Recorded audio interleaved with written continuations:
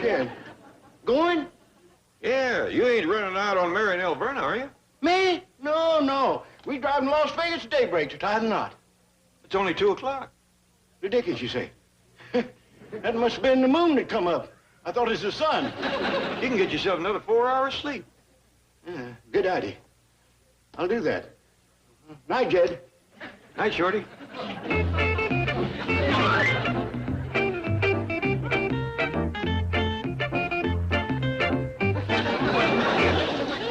Where you going, Shorty? Jed. Going? Yeah. Oh, I was practicing Alverna and me slipping away in the early morning so as not to wake the family. Oh, you don't have to worry about that. We was always up before daybreak. Oh, well, that relieves my mind. Now I can sleep. Good. Night, Jed. Night, Shorty.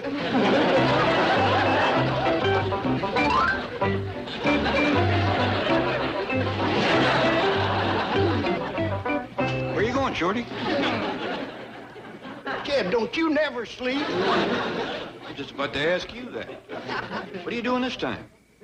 I decided it'd be real romantic if Alverna and me eloped. Wouldn't it be even more romantic if you took Alverna along? Hey, Dogies, I knew I forgot something. Well, night, Jed. Night, Shorty.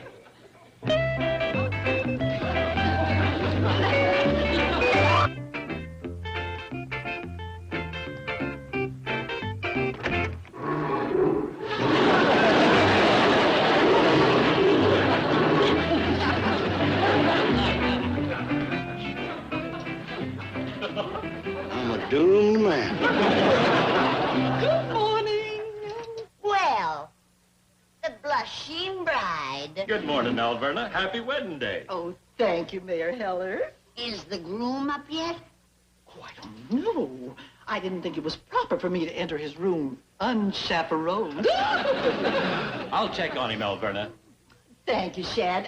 Wake him gently. Oh, I will. What a shame Mayor Heller has a wife. You two could come with us and make it a double wedding. Oh, I'm too old to think of getting married. Yes, I suppose you're right. Morning, everybody. Hello, Ellie, dear. Cousin Bess and me want to wish you a happy wedding day, Miss Bradshaw. Well, thank you. Ellie Mae, you know I don't like varmints in my kitchen. Now take it outside. Well, Bessie, I ain't a varmint. She's my friend. Well, take your friend outside. Yes, sir. Give me a kiss.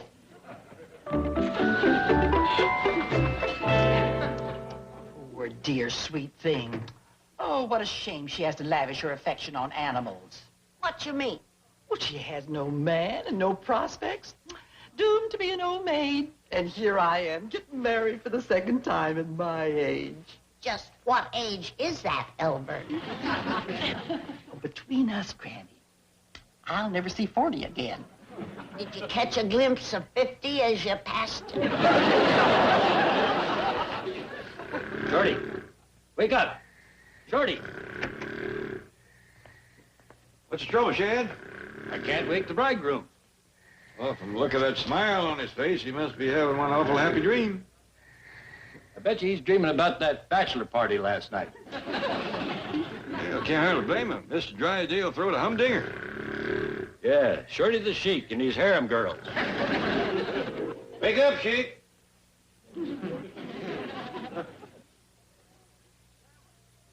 Where am I? What day is this?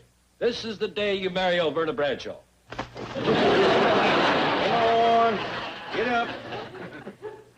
Oh, have a heart, fellas. I can't marry Alverna. Why not? Well, you was at that bachelor party last night. You saw all them pretty girls. That's the life for me. That's all over and done with now, Shorty. Well, it don't have to be. We can have another bachelor party tonight. Who for? Oh, Chad. He's single. We can have the party tonight and he can get married tomorrow. Who'd I marry? I'm glad you asked me that. Never mind the answer.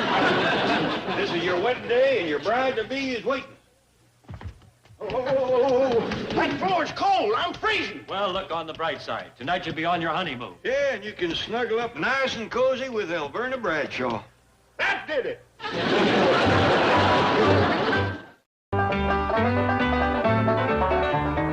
Where's Shorty? Still in the bathroom.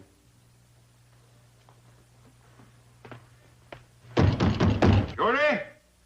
What do you want? Alverna's waiting for you. Come on, hurry up. What are you doing? I'm shaving. You've been shaving for an hour. I got a dull razor. It ain't that dull. It's so dull I can't even cut my wrist. Shorty, unlock this door and come out of there. I'll be out in a minute, Jed. Jed, I just thought of something. What's that? This room's next to mine, and there's a great big tree right outside the bathroom window. That's right. Well, ain't you afraid he'll climb out the window and shinny down the tree? Nope.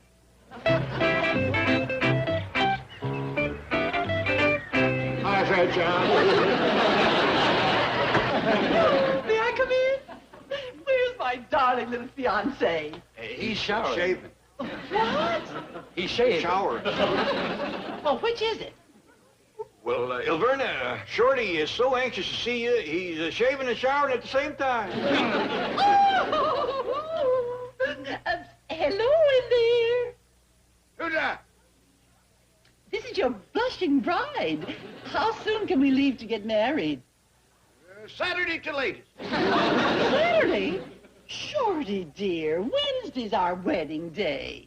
Okay, see you next Wednesday. Next Wednesday? Alverna, Shorty is so thrilled and excited that he don't know what he's saying. That's the truth. The thought of marrying you has got him just paralyzed. Paralyzed? With Joy. That's it. Joy. Paralyzed with joy. Oh, how sweet. Yeah, now you just leave Shorty to us. Yeah, Alverna, we'll have the bridegroom ready in no time. No time at all. Thank you, boys.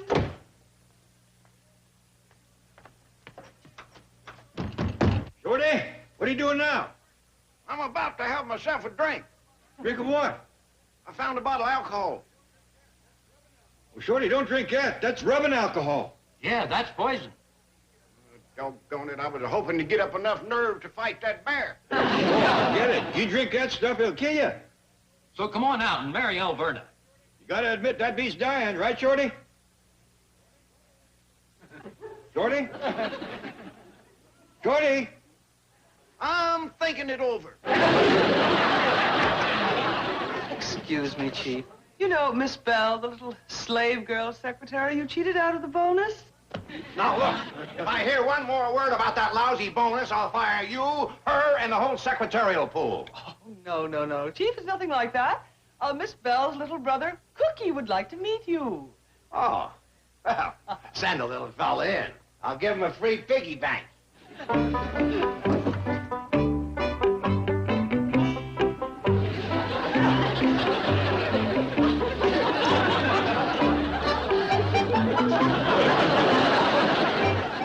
This is her little brother?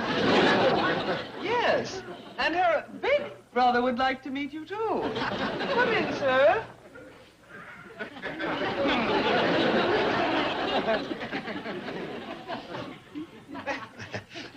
What can I do for you, gentlemen? We understand you had a slave auction here last night. Slave auction? Here? Me? That's what our sister told us. Oh, you must mean the fun slave auction. Doesn't look like much fun for the slaves. Who's this cat here? Well, that's the sheik who bought your sister. I mean, Miss Hathaway, explain the situation to these gentlemen. What do I know? I'm just a camel driver. Thanks a lot. Really, fellas, it was just a party. You see, these three secretaries volunteered to be make-believe slaves. Just make-believe? Absolutely. It was just good, clean fun. Miss Hathaway, bring in the three slaves. Secretaries. At once, master. Great sense of humor. Now, what do you fellas do? I play professional football. Oh, say, that is my favorite sport. You play too? No, I'm not big enough. Here are the slaves, master. I'd appreciate it, Miss Hathaway, if you would stop joking. Now, gentlemen, what is it you want to see me about? About you selling our sister as a slave. And about that $100 bonus you owe her. Fine. Now, which one is your sister?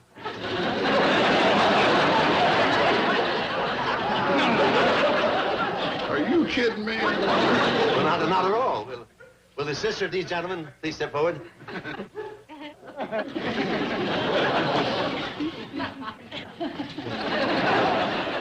She the one? You didn't think that maybe the black girl would be our sister? Well, didn't you know I'm completely colorblind?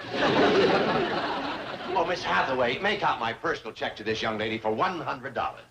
Yes, sir. No, not the green folder, the red one. Well, as you football players know, you can't win them all.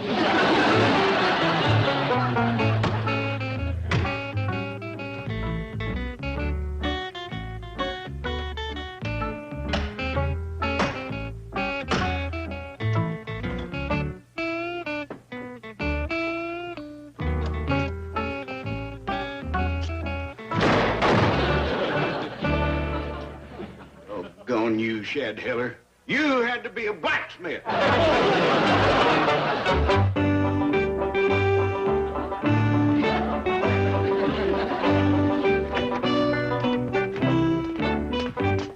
do you like the way Ellie and me decorated up the honeymoon car? Looks real nice. Las Vegas or bust. You like it, huh?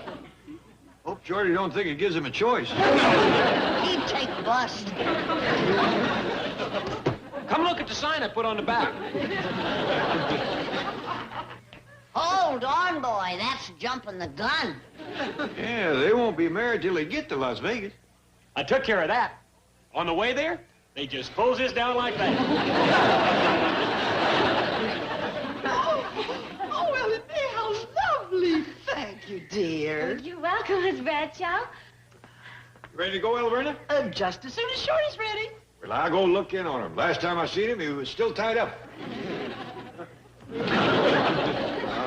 Come on, Chad, have a heart. Nothing doing, Shorty. You ain't getting loose until you're ready to drive to Las Vegas and marry Alverna.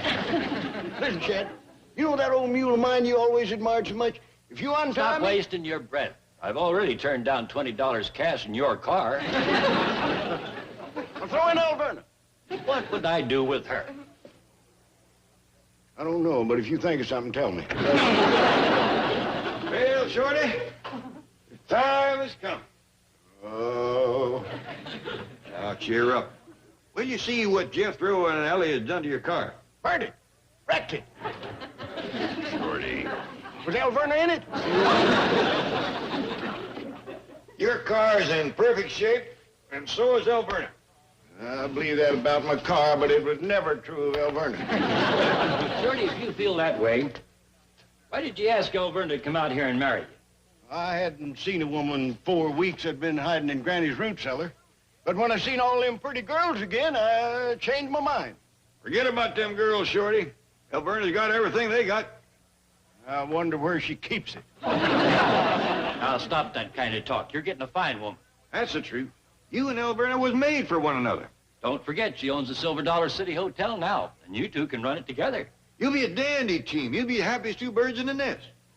You really think so, fellas? Absolutely. No question about it. I was getting tired running the hotel by myself. Doing all the cooking and cleaning. Alverna will handle that. She's a dandy cook and hard worker. You're going to have it soft from now on. By golly, coming to sound pretty good.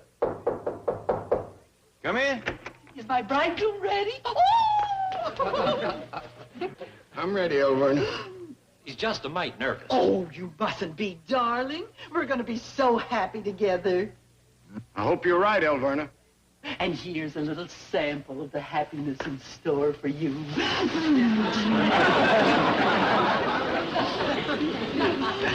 Tonight, there'll be more where that came from. Well, Shorty, I reckon that clinched it. It sure did. Tie me up again. Chief. You seem calm and collected after your little scare. Scare? Did I look scared? Terrified. Now listen, I didn't want to start anything in front of a woman. But you should have heard what I told those guys after you left the room. What did you tell them? I told them it was all your fault. Thanks a lot. And here are the bills for last night's party. Holy smoke, how am I going to explain these to the board of directors? Oriental tapestries, slave girl costumes, gold chains. Tell them you were photographing an ad for the bank. Photographing an ad? Well, you got the pictures. It's a natural. Beautiful slave girls in chains. Your motto? Don't be a slave to debt. Save your money at the Commerce Bank. Beautiful, fabulous. It's a great idea. It's good enough to actually use. Well, I think so. All you have to do is pay the 3 girls. Nuts to that. I've already paid one of them. Say, that's it. We'll reshoot the picture with just Jean. Now get her back in that slave girl's outfit right away. Right, Chief. And Miss Hathaway? Yes. I'm going to ask the board of directors to okay a raise for that ad idea. Oh, gee, that's wonderful. And what's so wonderful? It'll probably put me in a new tax bracket. Sure, you'll be right down, Elburn. You'll be on your way to Las Vegas in 2 minutes. You know, I've never been to Las Vegas, and Granny tells me they have gambling there. That's what I hear. Every kind you can think of. I certainly hope Shorty won't be tempted to gamble. If there is one thing I cannot tolerate, it's gambling. With some folks, it's a regular sickness. I know. Right in my own family, a happy marriage was broken up because of gambling. Really, Elburn? My Aunt Bertha married a man who was the picture of propriety. Sober, hard-working, church-going. Together, they saved a small fortune. And in one poker game, they was completely wiped out. What a shame. Yes. Aunt Bertha was lucky in love, but a lousy poker player. Let's go, Alberta. I can't wait to get to Las Vegas. We'll go crank up the car for you, Shorty. Come on, Jack. I'll go with you, fellas. I got some rice out there to throw on the happy couple as they come out the door. Alberta, honey, we're all alone. How about another one of them kisses? You little devil. Make it a steamer, baby. Shorty.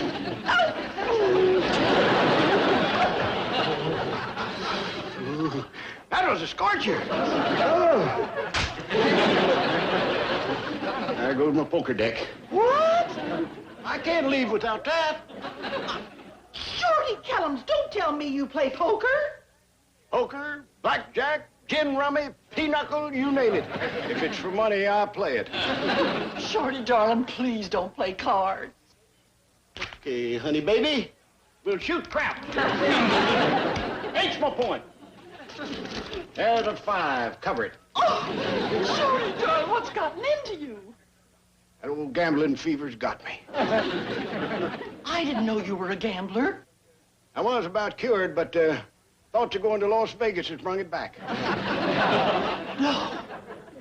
There's a deuce that says I make my point the hard way. Fade me, baby.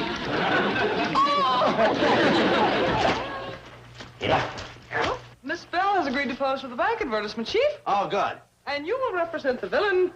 That's it. How do I look?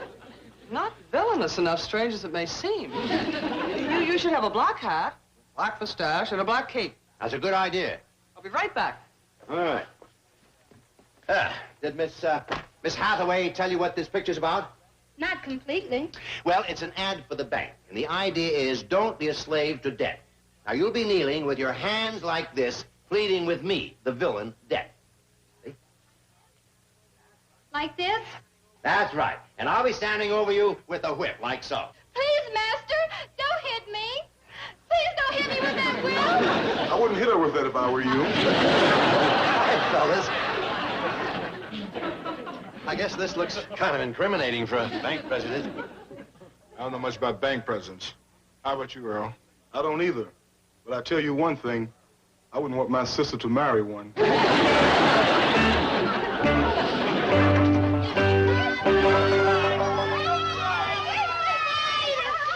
all off. What? I don't dare go to Las Vegas with Shorty. Why? He's an inveterate gambler. Well, leastways, he ain't a Yankee gambler. Riley, please come and talk to him. Maybe you could help cure him of this sudden attack of gambling fever. 7, come 11. Be good to me, Dice. Trade me somebody. That Shorty is a hard rascal.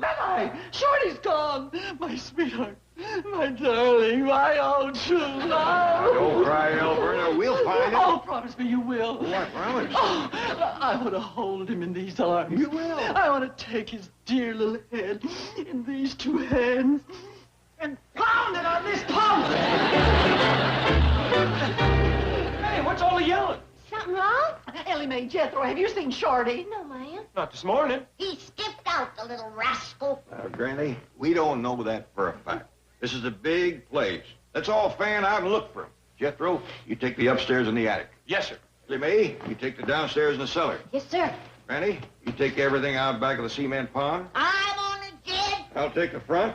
Alberta, you just wait here for us to flush him out. Oh, Shad, will you help me find Shorty? Little son of a gun has skipped out on Alberta. Well, wherever he skipped to, it's on foot. How do you know? Come here, I'll show you.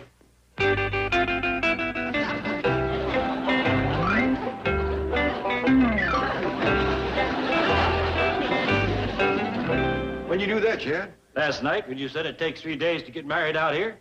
Wise move. That Shorty ain't exactly a fella you can trust for that long. When it comes to finding women, that little fella puts a bird dog to shame. I should have known he had a weakness in that direction when we checked into the Silver Dollar City Hotel last fall. What happened? Well, the hotel was full up. But Shorty was real extra special accommodating. Kid, I got an idea. There's a show business act got them 2 front rooms. This year was the fair. 3 acrobats or jugglers or some such out of Kansas City. Likely a wild bunch. I'll just put them up over at my house and give you them rooms. Well, we don't want to turn nobody out. Oh, I'd rather not have them fast, loose show people here in the hotel nohow. At my house, I can keep an eye on them. Well, that's mighty nice of you.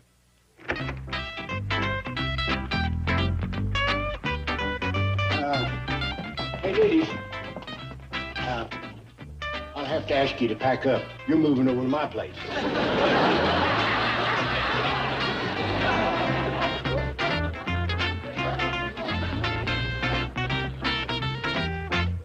How'd you like to be gathering eggs and find them in the nest? We got our work cut out for us keeping track of Shorty till after the wedding. Well, like I said, wherever he's hiding, he got there on foot. Hey, Shad, why don't we put that old hound dog to work? He ain't done much tracking in quite a while, but I reckon his nose is still good. You go, partner? I hate to get you out of retirement at your age, but we gotta find a critter that belongs to these gloves.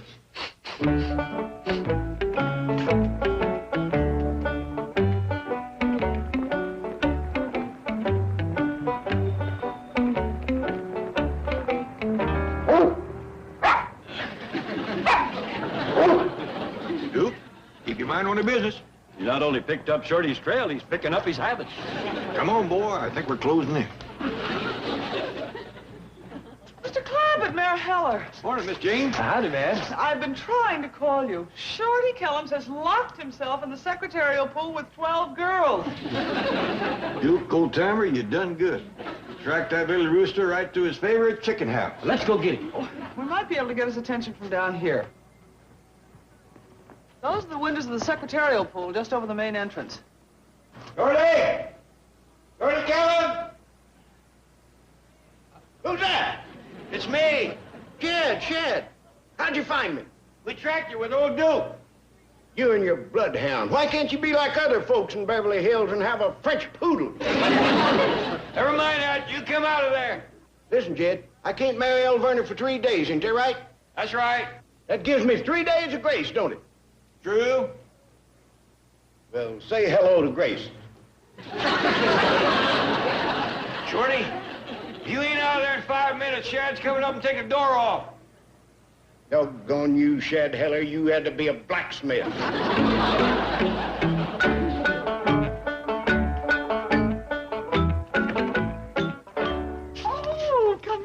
Shorty, darling, I got a soothing ice bag for your poor throbbing head. I ain't got a headache. You will have. Wait a minute, Alverna. You ain't heard what Shorty's been doing. You ain't gonna tell her, are you? Do me what? Well, there are certain things a fella has to take care of before he gets married. That's what I was doing. I'll vouch for that. Such as? Well, it's a good idea to have a doctor check you over, draw up a will. You drew up a will, Shorty? He had a dozen secretaries going. I'll vouch for that. Leave everything to me, dear. Took care of a few things myself. Oh, you mean worldly goods and such? Yeah, I'll get everything, Elvin. What did the doctor say? Doctor? Oh, Shorty's in fine shape, Alverna. Fact is, he's got strength enough for 12. I'll vouch for that. Oh, Shorty, darling, I'm sorry I mistrusted you. Here I was going to hit you with a rolling pin. But instead, I'm going to give you a kiss.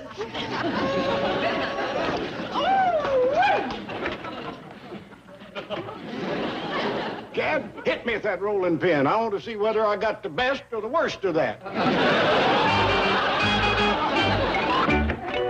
Oh, Granny, have you seen Shorty? No, not since he come home to eat.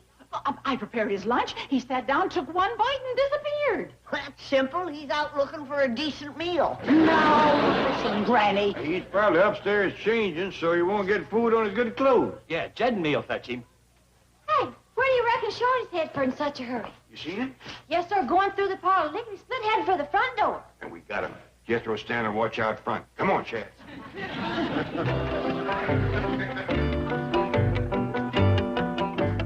Not only is Shorty gone, but so's Jethro. Duke, on your feet, boy. We're going to give that nose of yours another workout.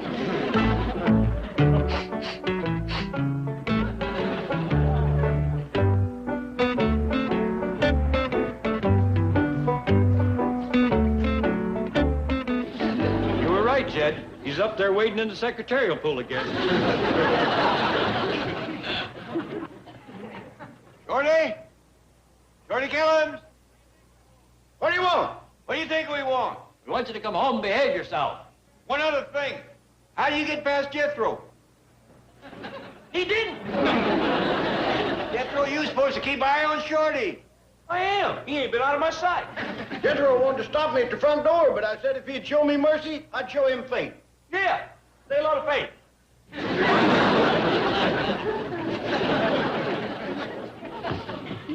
Oh, Mr. Clampett, Mr. Heller, thank goodness you're here. Honey, Mr. Drydale. Will you please get those two clowns out of my secretarial pool? They're disrupting the whole bank. We'll get him out. I don't understand how they got in. I posted my best guard outside the door of the secretarial pool. Hey, fellas, how'd you get past the guard? They didn't. I stayed right with them. Jenkins, did they bribe you? No, sir, Mr. Drysdale. I was having a cup of coffee and they invited me in for sugar. Say hello to Sugar. You're fired, both of them. Wait a minute, Mr. Drysdale. Don't fire them. We'll be right out. Okay, but make it snappy. I thought you two was gonna keep an eye on Shorty. Don't worry, Granny. He ain't gonna stray far this time. Yeah, Shad seen to that.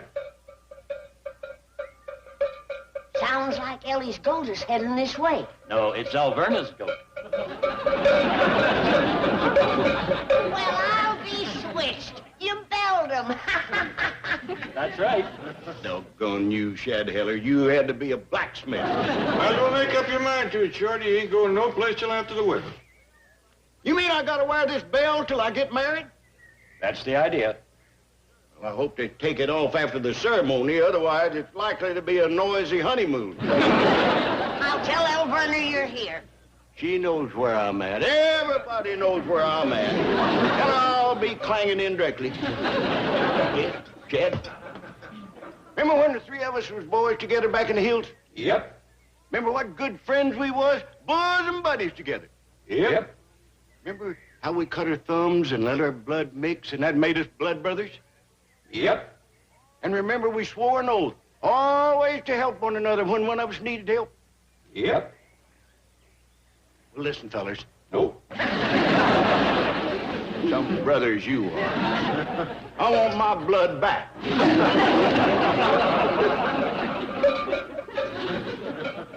Jed, it's going to be right hard to keep that little rooster penned up for 3 days. Nobody knows that better than me.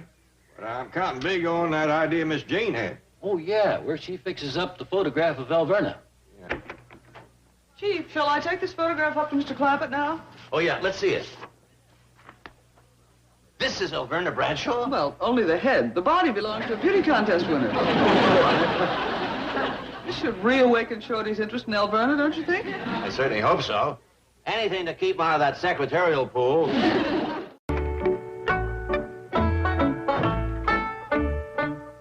I planted a picture, Jed. Good. Miss Jane's out front waiting for our signal. Here comes Shorty. Telling him was a beautiful idea. What you doing, Chad? Looking for a picture I brought from back home. What picture's that? It's Alverna Bradshaw in a bathing suit. Don't find it, I just ate. I sure hope you remembered to bring it, Chad. That magazine is awful anxious to use it. What magazine's that? Beef Growers Gazette? Shorty, have you forgotten that Alverna won the Silver Dollar City Beauty Contest? Ah, come on, Chad. If she's the only one in it, she'd come in second. Have you ever seen Alverna in a bikini? If I had, do you think I'd ask her to come out here and marry me? Oh, good day, Mr. Clampett. Did Mary Helen locate the picture of Alverna Bradshaw? Not yet. Here it is, Miss Hathaway. Oh, good. Bathing Beauty magazine is waiting for it. Bathing Beauty magazine? Yes, they publish pictures of beauty queens from all over the world. Well, thank you so much, Mary Helen. Did I have a look at that picture? I don't think that would be wise, Mr. Kellums. Why not? Well, it's 3 days until your wedding, and this picture's bound to be rather, well, provocative. Come on, please. Well, since you are going to marry her.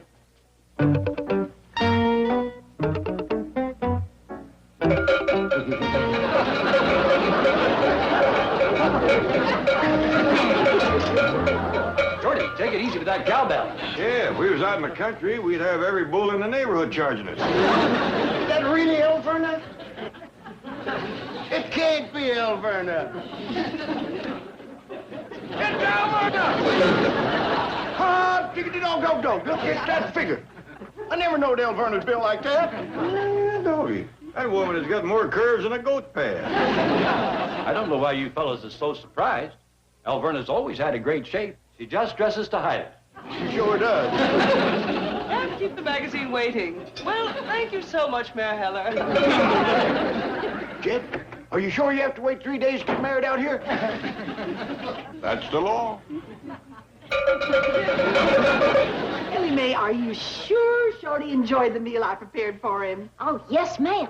The way he was shoveling in fiddles, well, his little old bell was just clanging away to beat the bank. Oh, I am a good cook. My food is very dietetic. Non-fattening, that is. Have you noticed how my figure has slimmed down? The dandy, Miss Bradshaw. Sounds like Shorty's coming back for more. Alverna, let's go swimming. Swimming? Yeah, pour that beautiful body of yours into one of them bikinis and let's go out and have a look. Yeah, I do. Good heavens, I haven't been swimming for years. You don't know what you've been missing. Me too. But I didn't bring a swimming suit. Well, I got one you can borrow, Miss Bradshaw. There you are. And it'll fit you, too. You and Ellie's builder likes, you know. You really think so? 2 peas in a pod. Come on, Ellie. Oh, but it's chilly out there. Well, it's nice and warm in the sun. And besides, I know where Granny hides her jug. We'll have a nip in the dip. Why this sudden craze for swimming? Oh, it's good for you. Best exercise there is. It's been so long, I'm not even sure I can swim. Who cares? We'll just lay around and look at one another. Come on, sex boat. Short Kellums, you're a naughty little scamp. Yeah. Just in case we get a chill. Now, dear, you know I don't approve of alcohol in any form. Not even that gorgeous form of yours? No! Kellums, what am I going to do with you in the next 3 days? Well, I'll think of something. Go on, Ellie Mae, get her in one of them bikinis, and the bikinier the better. I just can't say no to you, you little devil. Come on, Miss Bradshaw.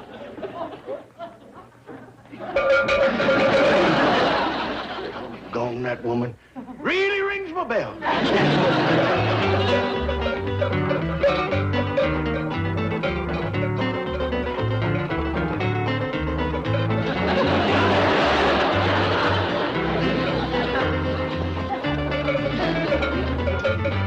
Good, it's cold. Won't have to waste time swimming. Miss Bradshaw wanted me to come along. I hope you don't mind. Heck no, the more the merrier.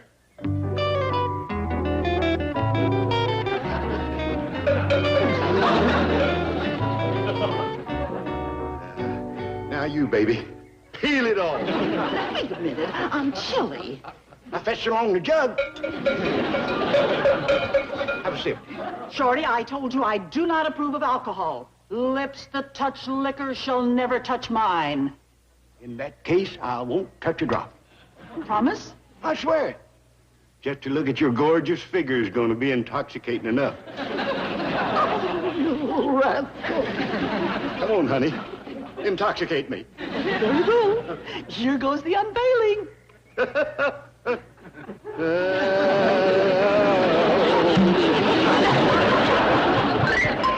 He's gone! He's gone! Who? Shorty, my beloved, my betrothed. Oh, it's all my fault. I gave him too much too soon. Calm down, Alverna. Shorty ain't gone. I'll vouch for that. I heard him ringing around upstairs just a few minutes ago. Oh, thank goodness. I was afraid I'd overstimulated him. Here he comes with bells on. Hey, everybody. Look what Shorty gave us. He said this Belle is a real girl-getter. Jethro, how did Shorty get that thing off? Oh, he didn't. I did. How did you do it? I just bent open one of the links on the chain. Come on, Jed. Let's get old Duke and hit the trail. I don't think we're going to need the hound dog this time. I know just where he is. Me too. What happened, Alverna? I gave him a glimpse of me in a bikini, and it drove him wild. That'll do it. Chief, I'm afraid Shorty's in the secretarial pool again. What? This time he's not only locked the door, but barricaded it. I've had enough of this. I'm going to call the police.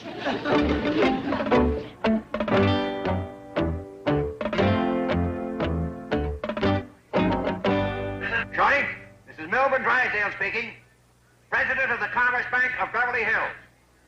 Where your savings earn you 5% compounded semi-annually, and the checking account gives you the convenience and security. There's no time for a commercial. There's a wild man barricaded up there with 12 secretaries. Okay. Shorty, tell them the police have the building surrounded.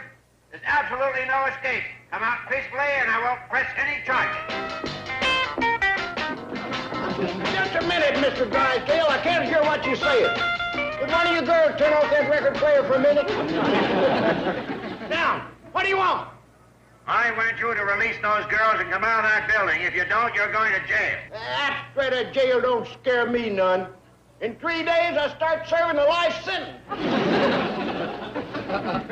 So I'm going to have me 3 days of joy. Say hello to joy. Shorty, you come out of there. I'll have the police close in. They'll never take me alive. Before they can bust in, I'll dance myself to death. Now, you listen to me. I'm going to count to 5 before the police rush the building. 1. Excuse me, Mr. Drysdale. Could I say a word to Shorty? Of course, Mr. Clampett. Shorty, this is Jed Clampett speaking. Chad's down here with me, and we'd like to remind you of something.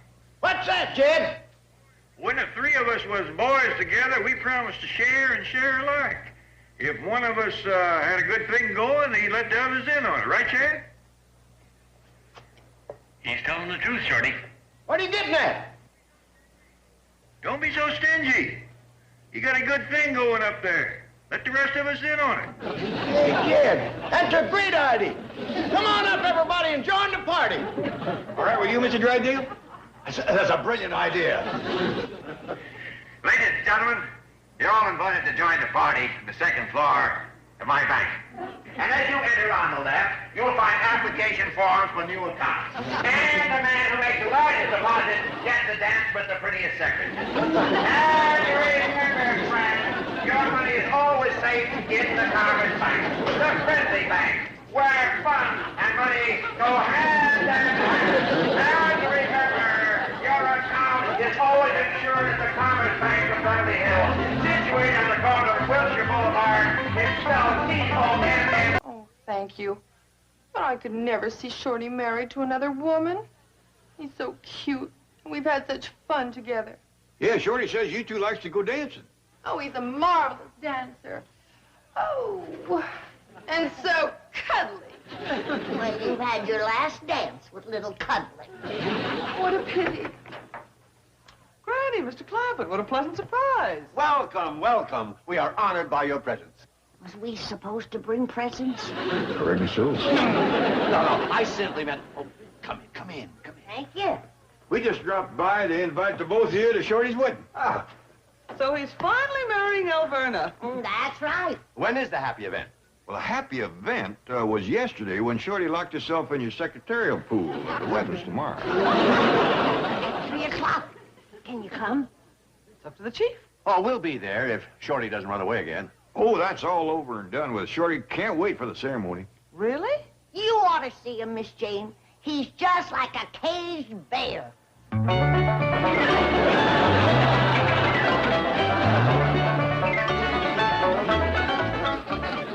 Have a heart, Alverna. Let me out of that blasted bear cage. Stop complaining about this cage. It's my wedding present from Mayor Heller. Why couldn't he give you silver like other people? He wisely decided this would be more useful. Oh, it's beautifully constructed. He built it himself. Gone that Chad Heller. He has to be a blacksmith. You got no one to blame but yourself. You had to go running away, going to see those pretty secretaries at the bank. You call them girls pretty? Why, compared to you, they's a bunch of scarecrows. And why'd you keep going to see them? So I'd enjoy seeing you all the more, sweetie pie. After you look at a bunch of turkeys, you appreciate the peacock. Oh, sure. You gorgeous creature. Stop that. You're a regular love goddess.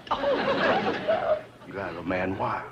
If I was out there, I'd grab you and kiss you. Oh, well, if you feel that way, I'll unlock the cage. That's my sweet baby. And come inside with you. Forget it.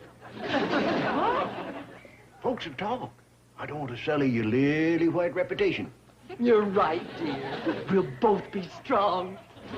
I'll finish preparing your lunch. I'm baking you a cake. Put a saw in it. What was that?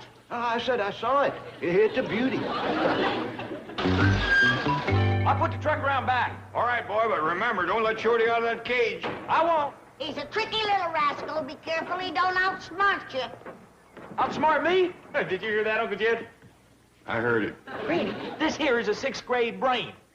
Ain't no little country rube like Shorty Kellum's gonna outsmart this. I got an IQ that's way up yonder. I'm what you call a giant intellect. All right, Giant, just don't let the man out of the cage. What's that mean when you do that? Oh, that there is sign language.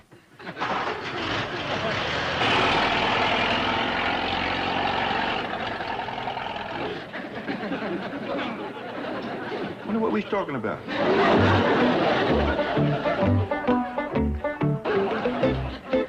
Hey, Jethro.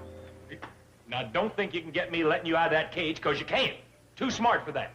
Oh, I know that. I got me a giant brain sitting up here betwixt my ears. I bet it's a beauty. I sure would like to have me a look at it. How would you do that? By looking in your ear. Can you see a brain that way? Sure, didn't you know that?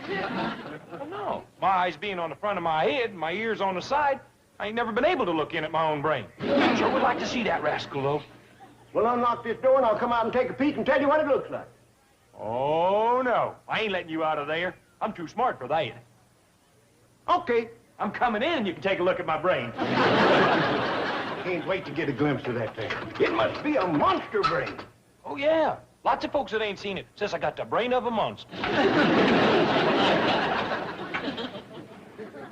Kind of hunker down so I can get a look. Okay. Face this way so the light will come inside.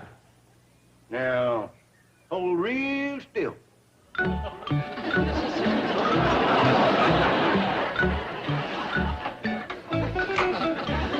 Hey, what do you think you're doing? Too dark in there to see your brain. I'm going to go get a flashlight. Well, I wasn't supposed to let you out. You didn't. I let myself out. Oh. Well, in that case, Uncle Ted can't get mad at me. Of course you can. See you later. Hey, Shorty. Yeah, Jethro. Granny said not to let you outsmart me. You didn't, did you? How could I outsmart a brain like yours? What am I worried about?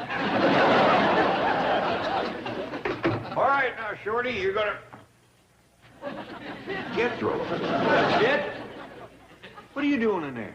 Waiting for Shorty to come back with a flashlight. What does he need with a flashlight? He's gonna shine it in my ear, see can he catch a glimpse of my giant brain. He told you that? Well, yes, sir. Can't hardly blame him for wanting to see what's inside this head. True. Often wondered what's in there myself. All right, come on out, boy.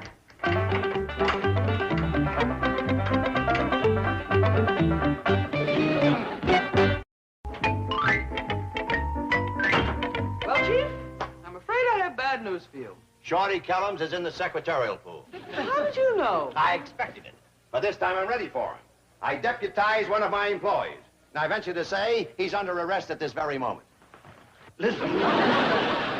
Don't turn me into Mrs. Drysdale. We can skip out of here and have some fun. Sorry, Shorty, there's a reward for your arrest, and I can use it. But, Sweetie Pie. Besides, there's no future for me. You're getting married tomorrow. That gives us 24 hours, baby. We'll paint the town red. We'll have the fling of fling. Burn the candle at both of you. Just dance the night away. No sale. I need that reward.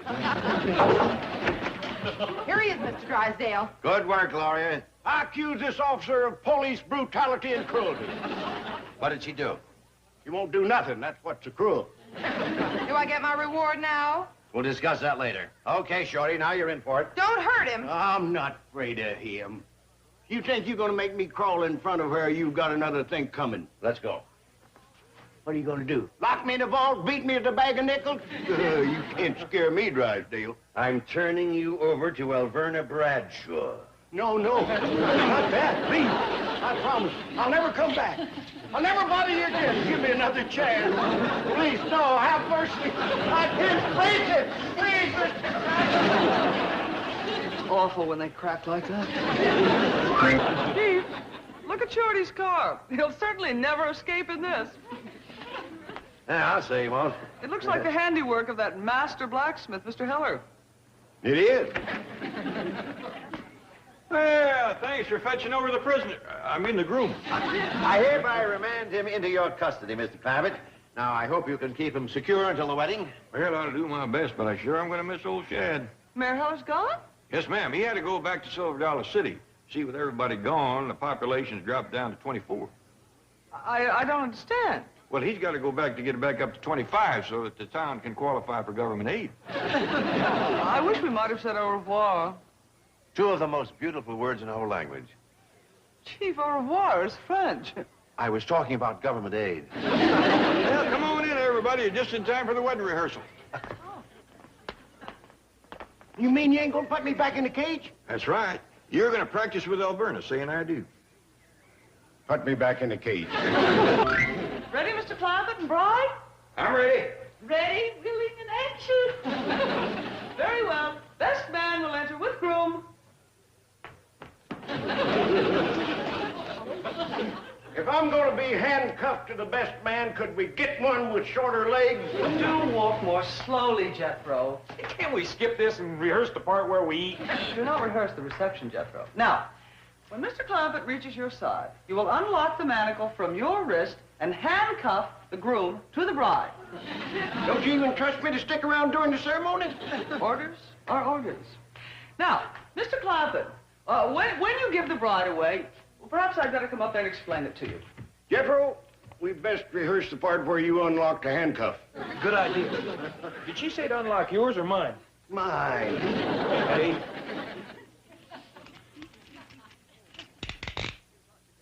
Oh, say, Jethro, Look up there.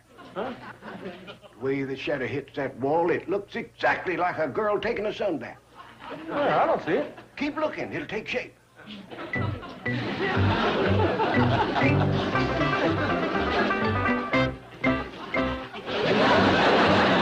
Shorty, doggone if I can see a girl up there taking a sunbath.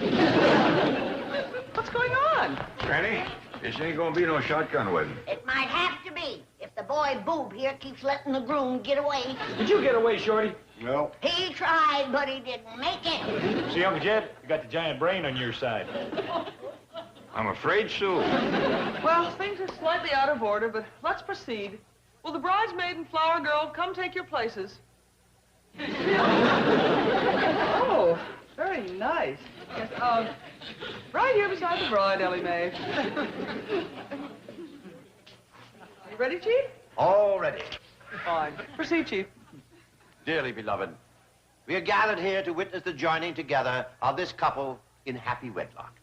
As I perform this ceremony, I am struck by the thought that getting married is like opening a joint account at the Commerce Bank of Beverly Hills, where your savings earn a full 5%. And where... All right, Chief, that will do.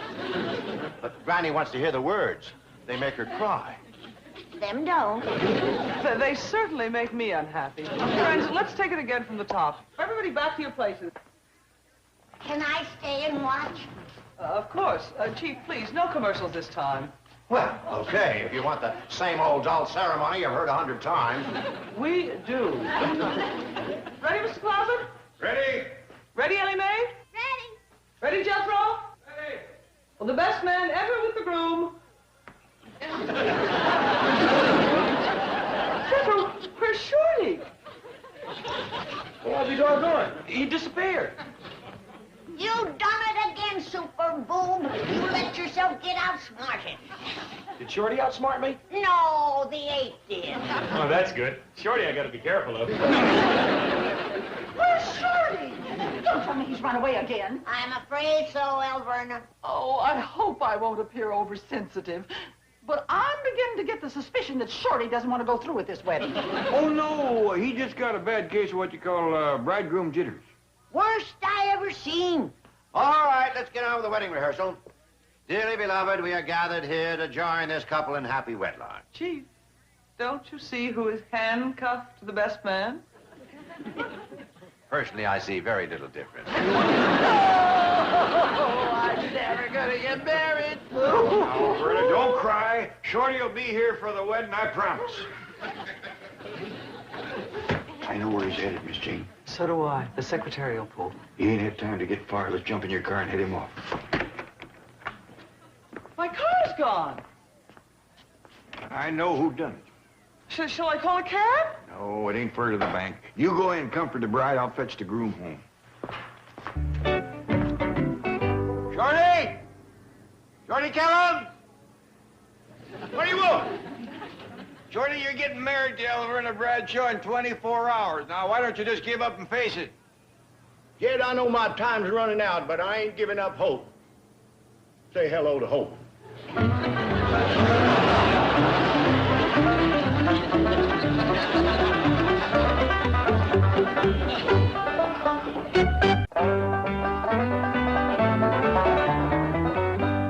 I prepared a delicious meal for you, Shorty Kellums, though goodness knows why I should. Ain't every condemned man entitled to a last meal? You keep talking that way and I might just call off our wedding. Is that a promise? That's insult number 2. Try to behave like a gentleman. I appeal to you as a man. You don't even appeal to me as a woman. That's number 3. Now, how do I have to go to reach a magic number? Sticks and stones may break my bones, but we're getting married in the morning.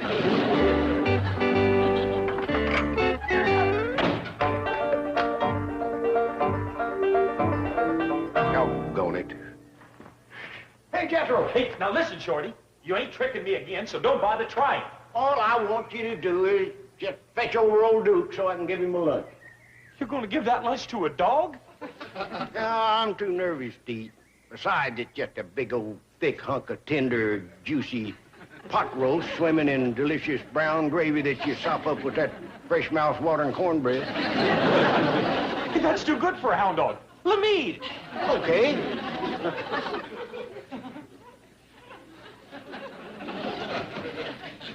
Boy, that smells good. Hey, I'm starving. Here. Tough luck, Jethro. It won't go through the bars. Call Duke. I'll throw it out on the ground.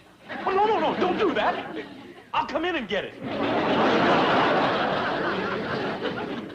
Shorty, do I have your word of honor that you won't leave this cage? My word of honor. That is the last thing on my mind. Okay.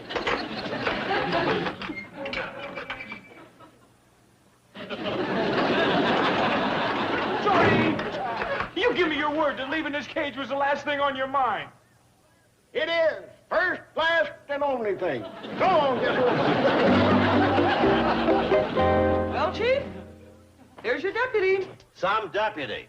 You were supposed to arrest Shorty if he came in the secretarial pool. And you were supposed to give me a reward. Okay. If Shorty shows up again and you arrest him and bring him here, you'll get your reward. How much? How does 50 sound to you? It sounds beautiful. Okay, that's your reward, 50. Swell. You're actually going to give her $50? I never mentioned the word dollar. Her reward is a birthday cake. A birthday? When she's 50, she gets it. Chief, you're rotten to the core. Rotten, but rich. Well, Shorty, I hope you had... Jethro, Hi, Uncle Jed. what are you doing in there? Eating Duke's lunch. Well, it was Shorty's lunch, and he was going to give it to Duke, but I talked him into giving it to me. Shorty outsmarted you again. Well, maybe. This time it come out even. I outsmarted Duke. Boy, you are one of a kind. You betcha. I wasn't behind the door when the brains was passed out. I wonder if you was even in the room.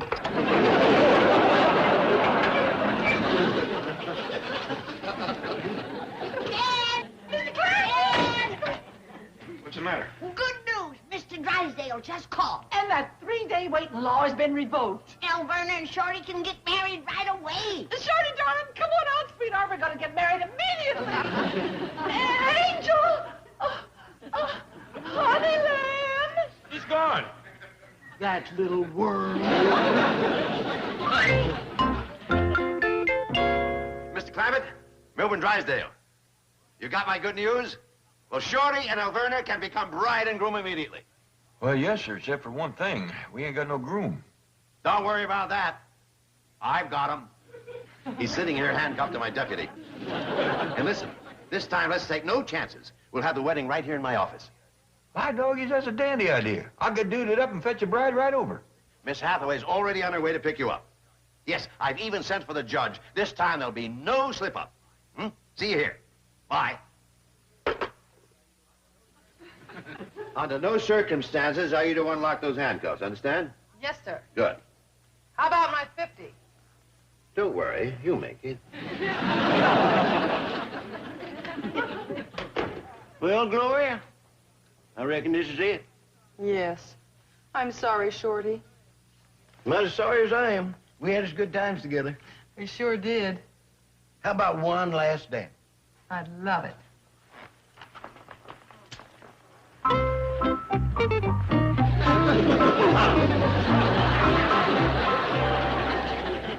Come in.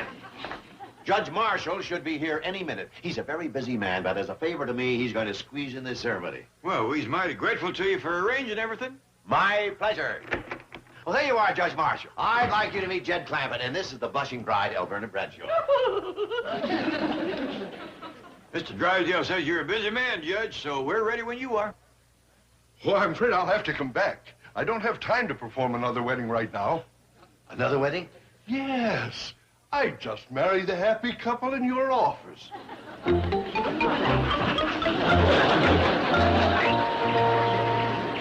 two are married? That's right. Shorty, kill him! You can't do this to me! El Verna, will you keep your voice down? We're on our honeymoon. I want this marriage annulled immediately. I'll see to it. Shorty. Shorty. Shorty! What you on, Jed? You know the code of the hills. Your promise to Alverna Bradshaw. Your marriage to Gloria's got to be annulled. Okay, Jed. When? When? Oh, tomorrow. Let the judge marry to Gloria. 2 reasons, Jed. She's one, and she's the other. I was too late. The judge had already left the building. But don't worry. I'll call his office. We'll get this marriage annulled. Well, am I in time for the wedding? You just missed it. Oh, there, a bride shouldn't cry. A bride should be happy. She is. That's why I'm crying. Mr. Killens, excuse me, did you marry Gloria? Yes, Mom. Come on, Gloria. Hold on. Where do you think you're going? You're getting mighty crowded in here for a honeymoon. You ain't going on no honeymoon. You're going to have this wedding annulled. Okay, Jed. Come on, Gloria. Where do you think you're going now? We're going to one of them nice annulment places like Hawaii or Paris. You ain't going no place with this woman. Can't help myself, Jed. We's handcuffed to one another. Hathaway, unlock those stupid handcuffs. He's all yours, Mrs. Bradshaw. All right, Shorty Kellums, let's go home. Alverna, you ain't gonna lock me in the cage again, are you? I am, and you're going to stay there until we become Mr. and Mrs. Alverna Bradshaw. I'll grab you along, Mrs. Bradshaw. Doing you a favor unlocking these. Actually, I should handcuff you to your typewriter until the annulment. Now, back to your desk, Miss Buckles. The name is Mrs. Kellums. And what makes you think I want an annulment? Who cares what you want? I'm your boss. And I'm Shorty's wife. And I think maybe I like it. Do you realize I could fire you? Go ahead. I have a husband to support me now. Do you know what you need, young lady? You need a good old-fashioned paddling, and you're going to get it right now. You're kidding. Oh, no, I'm not. Mr. Clampett, give her a good old-fashioned paddling. I'll be washing up, and if she yells or screams, don't let her bother you. This washroom is soundproof. Don't mind Mr. Drysdale. He gets a mite worked up. So you think he'd like to stay married to Shorty, would you? Well, let's face it. It's one way out of this detention home for underprivileged secretaries. Well, I can't blame you for wanting to be married. A fine-looking young woman like you ought to have a husband. Well, thank you. Those are the first kind words I've heard in this bank. Sit down. Ever been back in the hills? No. Ever been on a farm? No, I've been a city girl all my life. Well, you know, Shorty's place back in the hills is sort of out in the country. That sounds groovy. I've always wanted a country place. Well, you might just gotten to it. Wouldn't you like to see what a farm is like before you pull up stakes and move back there? Could I? Yeah, we got a lot of land around our place. We put you up a small farmhouse and you can have a first-hand sample. You'd go to all that trouble? Just for me? Ain't no trouble at all. Glad to do it. Gee, you're so nice. I don't know what to say. No need to say nothing at all. Just come along. Now, don't go to crying. I can't help it. You're the first man besides Shorty who's ever been kind to me. Well, if a good cry will make you feel better, go on, get it out of your system. I'll be waiting.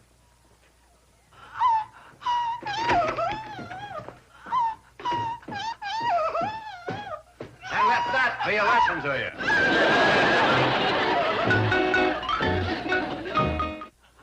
Yes, sir, I understand.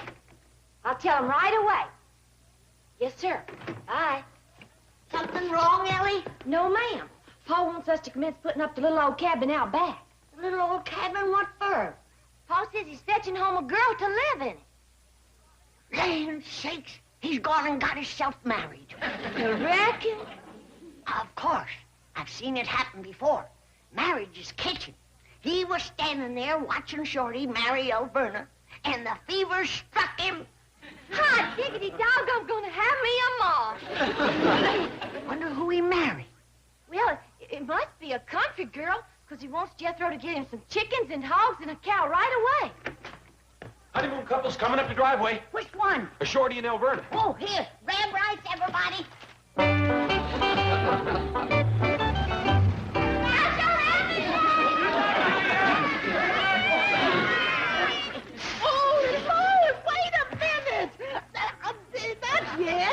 What's the matter, Elverna? You got married, didn't you?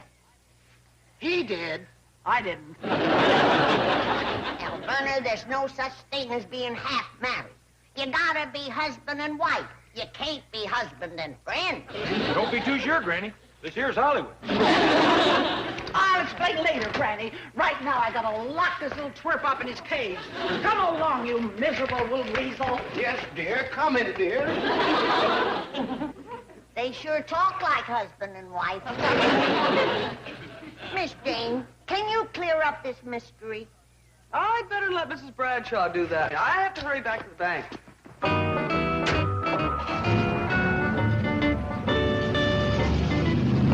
I just plumb don't understand that marriage at all. Like I said, Granny, this is Hollywood. Look, here comes Pa with his bride. Is Uncle Jed married? That's right, boy. Happened real sudden. Good thing we got plenty rice left. Let's get ready to pelt him.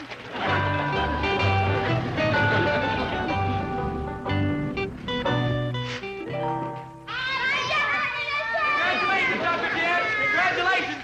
When I say congratulations, I really mean it. You sure got the best part of this deal. Hold on now, hold on. Y'all are making a mistake. What do you mean? You two got married, didn't you? She did. I didn't. Oh, no. Another Hollywood marriage?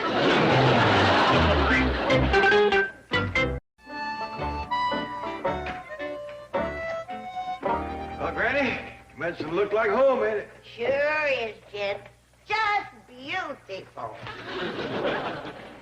Dogged if I can see how this is going to discourage Miss Gloria from wanting to live back in the hills. Well, Granny, you got to remember she's a city girl. She ain't never been around chickens and pigs and goats and such. There you are. She's going to fall in love with it. And don't forget, she's also going to be digging in the dirt, milking the cow, slopping the hogs, and washing her clothes with homemade lye soap. Jed, you was painting a picture of paradise. What's paradise to you might not be to Miss Glory. Hi, Ellie. Hi, Gloria. Well, look who's here. Howdy, Miss Gloria. Hello. Welcome to a back-in-the-woods farmhouse. Shorty's house like this? Oh, no. But the two of you can fix it up till it's pretty near this night. You're joking. No, he ain't. It'll take a lot of work, but farm women get used to that.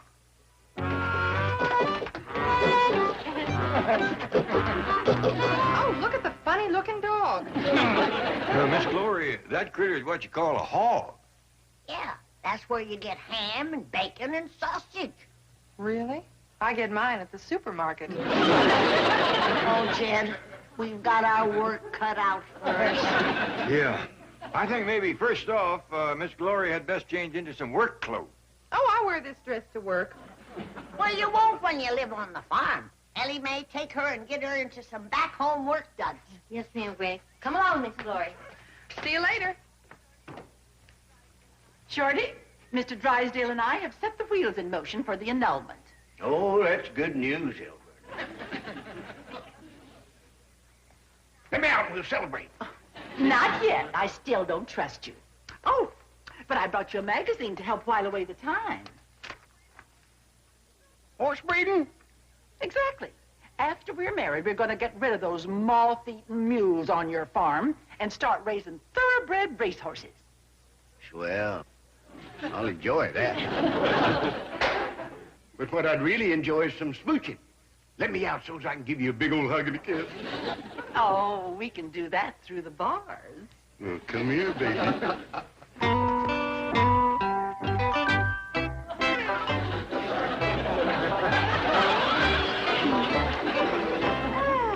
Oh, that's enough.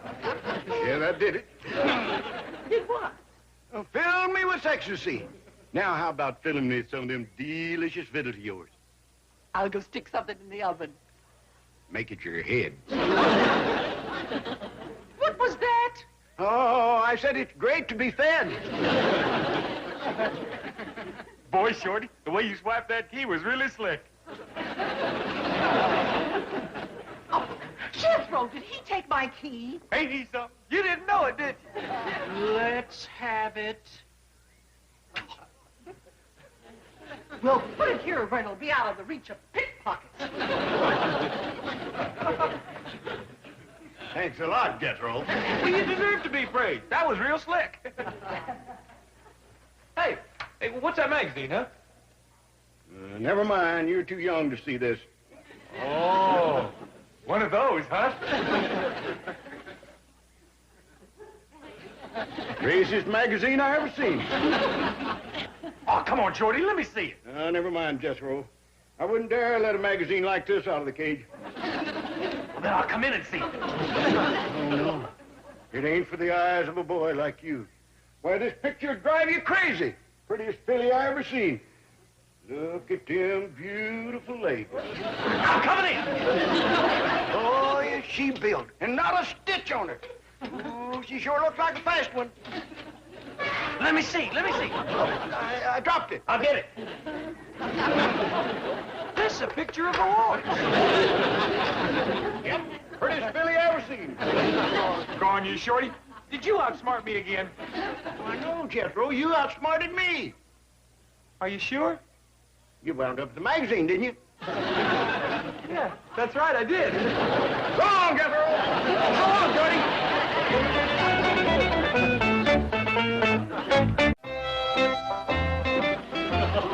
Really, May, are you sure this is what a farm wife wears? It is back in the hills, yes, ma'am. But why? Well, first off, it's nice and warm.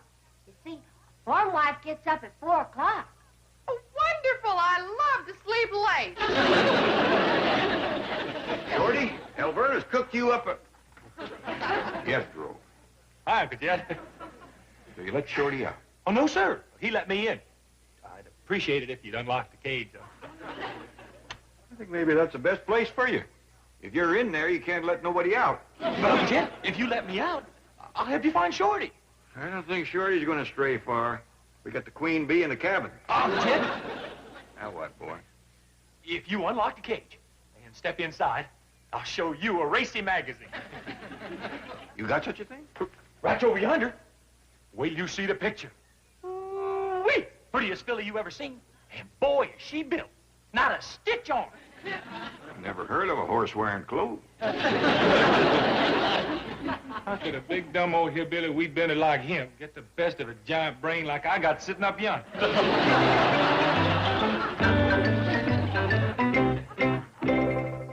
Hey, Cousin Bessie, come here, I want to talk to you. Now listen, up there on the limb of that tree is a key. Now, if you get that key and unlock the cage, let me out, I'll give you a banana. Yeah, I got a banana here, and you can have it. You just get the key. Go, get it. Get it. That's it. That's it. Now, come on. Now, put the key in the lock and turn it. Remember, you're going to get a banana. Big old yellow rascal. Just right for eating. That's it. That's it. Now, take the lock out and open the door. Good. Good. That's fine. Hey, you're so smart. Here, I'll take this. You sit up here and eat your banana. So long, Cousin Bessie.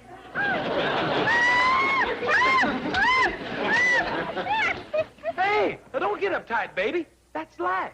The smart takes away from the dumb. Anyway, you just a little old late. You done run up against a monster human brain.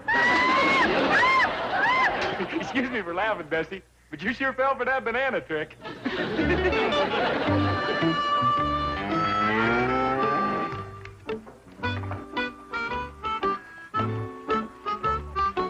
Oh, good. You fetched around the cow. Yep. Quick as Miss Glory tries her hand at milking, I'm going to hitch up the donkey and let her have a go at plowing. She's a big, strong girl, Jed. Most likely do fine. Here's Miss Glory, ready to commence learning her chores. Fine and dandy. We'll take milking first. What's this for? Oh, that's to catch the milk. Now come on over to old Bossy the cow and we'll get started. Okay. Hi, Bossy. Nice cow. Miss Glory, this here is a donkey. They don't give milk. Oh, what do they give? Mostly trouble. This is a cow. Now, Gloria, you sit on this stool, and you put your bucket under there. That's where the milk comes out. Hey, look at that. 4 faucets. That's right. And you get milk from all of them. Okay, Bossy. I'll have a quart of homogenized. You're right, Granny. We got our work cut out for us. Get up, Gloria. I'll show you how it's done. Hey, Granny, you got any victuals in the cabin? No, boy, and don't bother me. I'm busy.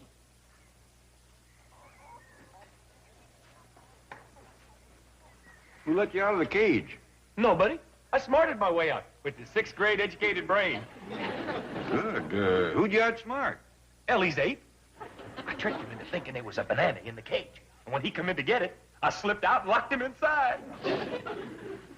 Outsmarting that ape is a real step forward for you. Thank you. It made me awful hungry, though. It takes a lot to feed a giant brain like mine. Oh, I know that. I'm afraid the only victuals is what Alverna's cooking in the kitchen. Oh. Well, then I'll scamper back to the house. I'm starving. Oh, well, you see what I fixed for you. Baked spare ribs and grits and some fresh fruit for... Good heavens! Don't tell me Shorty tricked you into opening this cage. And he's locked you inside and taken the key. Oh, you poor little dear. It isn't your fault. Here's a banana for you. Oh, wait till I get my hands on that slippery little eel.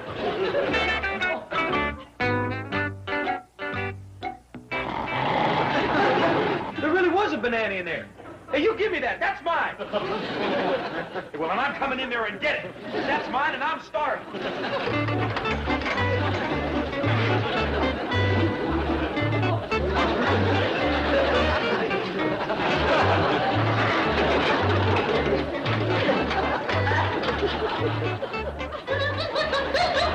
Look who's laughing. I got the banana.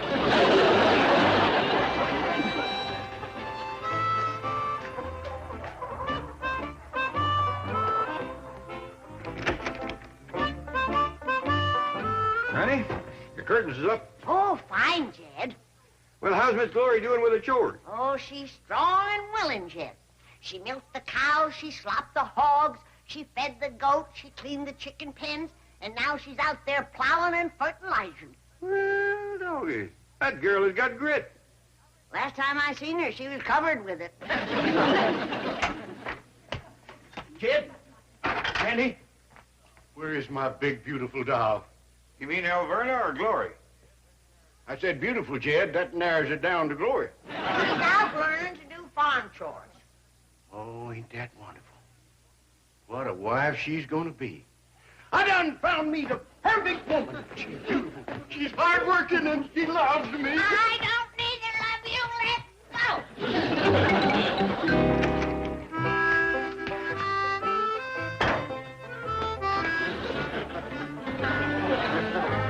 Who's that poor old hag? That's your big, beautiful doll. That you, Gloria? What's left of me. Been learning chores, huh? Yeah. Good. Now you know what you can do with a farm. I know what you can do with it. Would you like to soak in a nice hot tub, Gloria? Would I? Well, here's the tub. All you have to do is heat the water and throw a cake of lye soap in it. Isn't there a bathroom? Oh, sure. Right through that door yonder.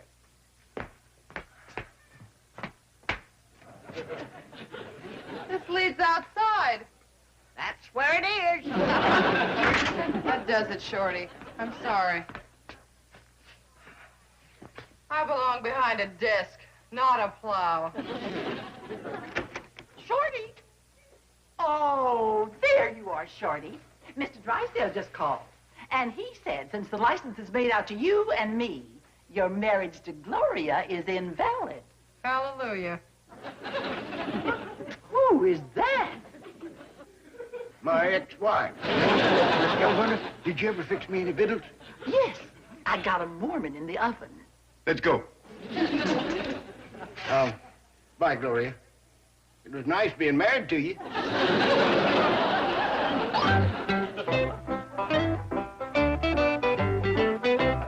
Who put you back in the cage, Shorty? I put myself in, Jed. Why? Verna was commencing to look good to me. See you later, Shorty. Go on, Jed. Morning, Uncle Jed. Breakfast ready yet? Ready not, boy. Granny ain't up yet. Oh, Jethro! Granny's gone. Her bed ain't been slept in. What? She's plumb disappeared. Ain't no sign of her. Reckon she went back to the hills with Alverna Bradshaw? No, sir. I seen her after Miss Bradshaw left. I'll bet she's been kidnapped. Oh, Paul. Oh, please don't let no harm come to my darling little granny. That's real touching, boy.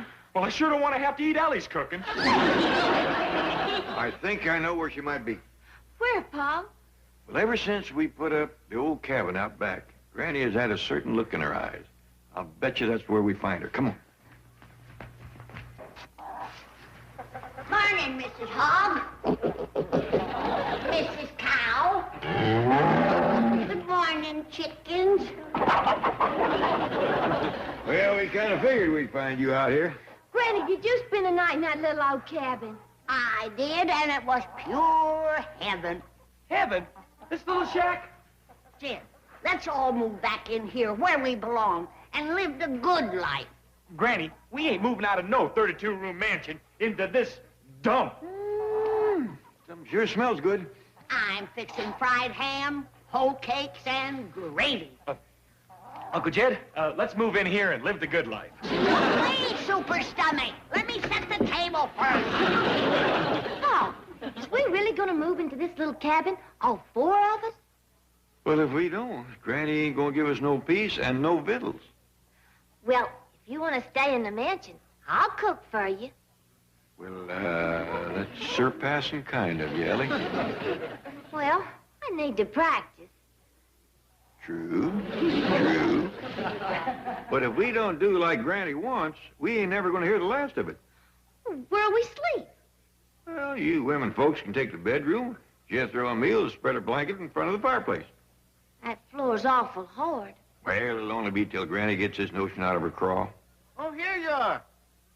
Morning, Shorty. Morning, Mr. Keller. What you doing down here? We're fixing to move into this little old cabin. Everybody? You're welcome to join us, Shorty. You can bed down on the floor with Jethro and me. If it's all the same to you, I'd like to stay in the mansion. Well, you'll be all alone. I'll rough it. You can manage that big old place all by yourself? Jed, I used to run a hotel by myself. Elvira Bradshaw ain't here to cook for you no more. I'll make out. That big old mansion is likely to be kind of cold and lonely without a woman's touch. Yeah, that's true. But I'll get along. Okay, Shorty, place is yours. It's a deal.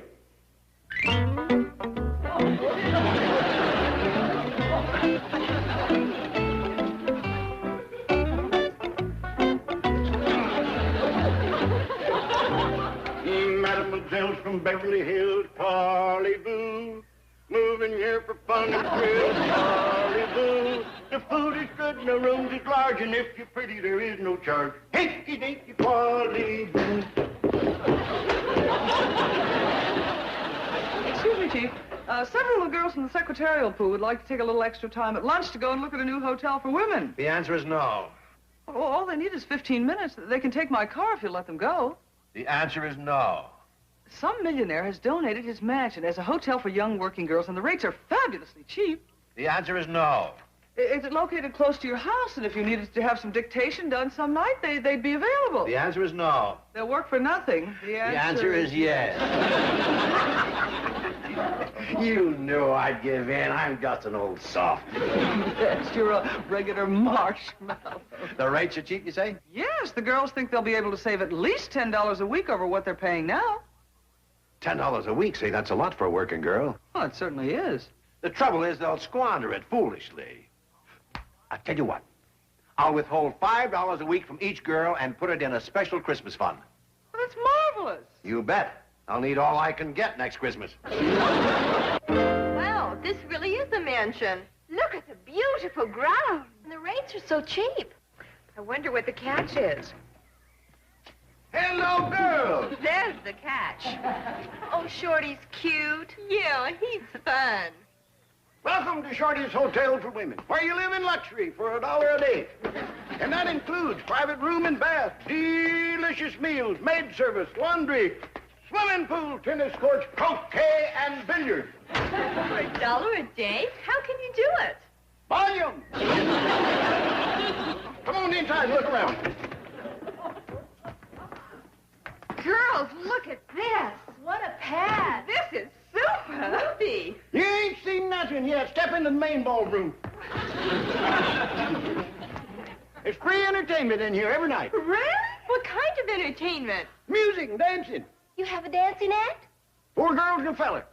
Who are they? You 4 and me. Do you think we're going to be safe in this hotel of yours? Oh, of course. If anybody gets out of line, just call for the house detective. Where is he? Right here. Oh, girls, our lunch hour's almost gone. We have to get back to the bank. Mr. Drysdale will be furious. You can't leave yet. You ain't seen the place. I'll phone Miss Hathaway. She's a good scout. She'll cover for us. There's a phone in the lobby. No charge for local callers. Mr.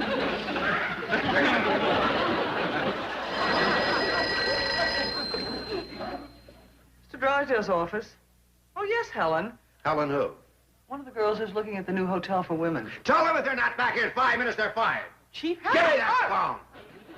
Where are you? Just a moment, Mr. Drysdale, sir. Shorty, what's the address here? I don't know. It's a Jed Clampett mansion.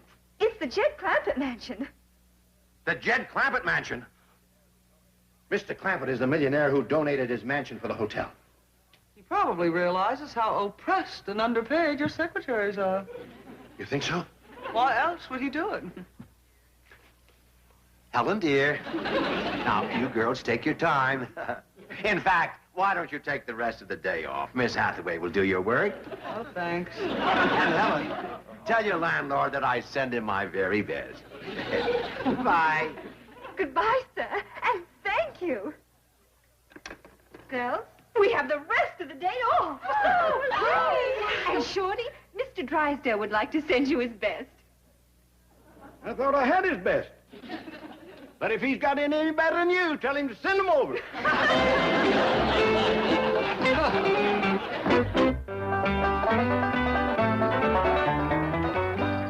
Hey, Uncle Jed, look what Granny's got me doing. Good for her. But I'm a sophisticated international playboy with a 6th grade education, a member of the Jet Set. Jet setters don't slop hogs. They don't, huh? No, sir, no. We jets around betwixt Paris, Rome, and tequila, and drink Acapulcos. You ain't never done none of them things. I sat on a jet. That makes me a jet setter. Well, right now you're a hog slop. And after that, you're going to be a cow milker. Please, Uncle Jed, let me move back into the mansion where I belong. Who do your chores? Oh, Ellie Mae just loves to do this here rube stuff. Well, maybe Shorty is getting a mite lonesome up there all by himself. Oh, I'll bet you he's just dying to have me join him. Right back. Stop by the bank and bring along the best of the rest. Remember, single girls only. And if they dance as close, they get the cut rate. Hey, Shorty, where are you? Who's that? Ah, that's one of the hard help. They ain't supposed to be in the house. I'll get rid of them. See you later.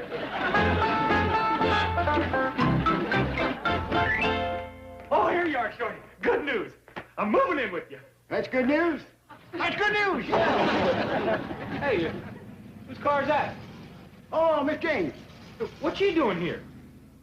Oh, she come by and offer me a job down at the bank working in the secretarial pool. Hey, you taking it, ain't you? No, I don't think so. Shorty, that secretarial pool is full of pretty girls. Yeah, that's the trouble, Jethro. I'm getting too old for that kind of nonsense. I ain't. I'm just the right age for that kind of nonsense. Yeah, oh, I wish I was young again like you. Oh, come on, Shorty. Let me have the job. Huh, Shorty? Huh? Please? Huh, Shorty, please? I don't know, Jethro. You'd likely get them girls stirred up to where they couldn't work. You're so doggone good looking. I forced myself to look homely. Look at that. Well, maybe. Oh, come on, Shorty, please, huh? Well, okay. Oh, thank you, Shorty, thank you. When you get to the bank, just go right on in the secretarial pool. I'll arrange everything. I really appreciate this, Shorty. And to prove it, I'm going to give you half everything I make. Half or nothing. Big deal. Chief, I questioned the rest of the girls in the secretarial pool, and 3 more of them qualify for Mr. Clampett's hotel. What do you mean qualify? Oh, it's restricted to single girls. Say, that's a great idea. Let's see. That's a total of 7, $5 each. That's $35 a week. That makes over $1,800 a year for the Milburn Drysdale Christmas Fund. Chief, you're not going to really deduct that money? How long have you known me? You're going to Deduct that money. You bet. Only one girl isn't interested. Why not? I'll let her explain. Come in, Miss Bell. Mr. Drysdale wants to know why you're not interested in the hotel for women. Well, I live at home, so I wouldn't save anything. Do you live in a mansion? Of course not. Do you ride to work in a limousine? No, I ride the bus. How much does it cost you? 50 cents a day. That's $2.50 a week. What are you getting at, Chief? Well, I live next door to the Clampett mansion, and she can ride back and forth with me. Gee, that'd be swell. I spend 2 hours a day on the bus. Well, my limousine makes a trip in 5 minutes.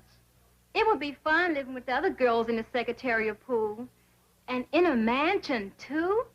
And it automatically qualifies you to participate in a special Christmas fund. Wow! You're making it unanimous, then? All right, I'll give it a try. That's a smart girl. You make a wise move. Thank you. How's Bossy doing? Just fine, pal. She's gonna give pretty near a gallop. Oh, good. I fixed Granny's churn so we can have us some fresh butter. Well, how's everybody out here? Just fine and dandy. How's everything up to the mansion? Great. Just great. If you get lonesome, you can come get Bossy. No, let Granny stay here. Oh, you mean this Bossy? Yeah. Hello, Shorty. Hi, Granny. Well, finish your chores, everybody. Victuals will be ready soon. Good. I'm going to need a lot of food. How come? Granny, he's feeding Jethro. That's it. Oh, yeah, I forgot.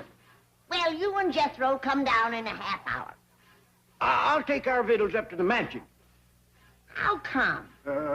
Granny, there wouldn't be room at our little table. That's it. Oh, yeah, I forgot. The way Jethro eats, we could get elbow gored. Yeah. I'll be back for our victuals. Bye. Shorty seems to be getting along fine up at the mansion. I reckon him and Jethro thinks of things to do. Well, 2 heads is better than 1. Not when one of them's Jethro.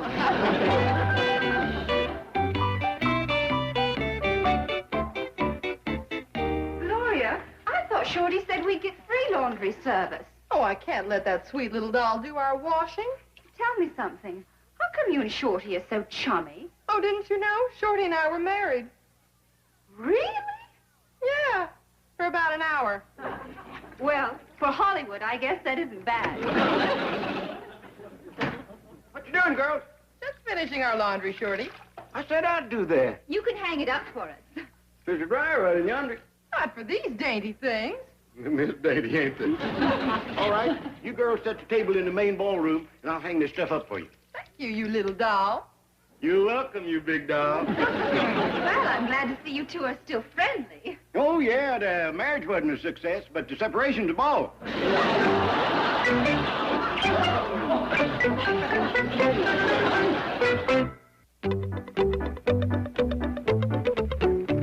Shorty, Granny says your victuals is...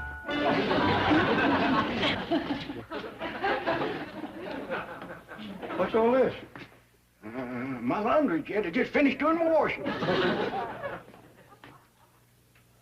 This stuff belongs to you, does it? This is what I call my dainty thing.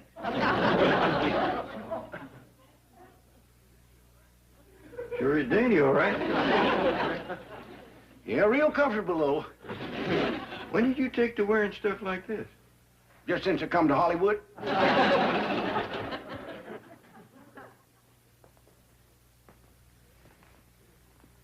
He seems to be considerably bigger than these others. Yeah, well, them belongs to Jethro. Jethro wears this stuff, too? Yeah, looks great in him. You ought to see him. Ain't so sure I'd like to. You started to say something about victuals, Jed. Yeah, Granny says they's ready whenever you want to come get 'em. I'll go back with you right now. So you and Jethro wears this stuff, huh? Yeah, styles in men's clothes is changing. They sure enough is. You ought to slip into a pair of these. They feel real good next to your hide.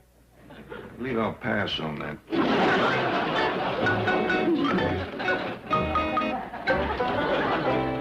I know it's hard for a couple old hayshakers like us to change our ways, Jed, but you gotta remember this is Hollywood.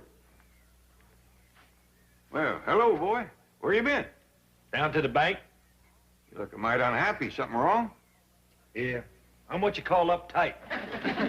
I wonder with what you're wearing. Be right with you, Jed. What's the matter with what I'm wearing? Nothing. How'd the job go? Oh, terrible. Wasn't nothing in that secretarial pool except married women.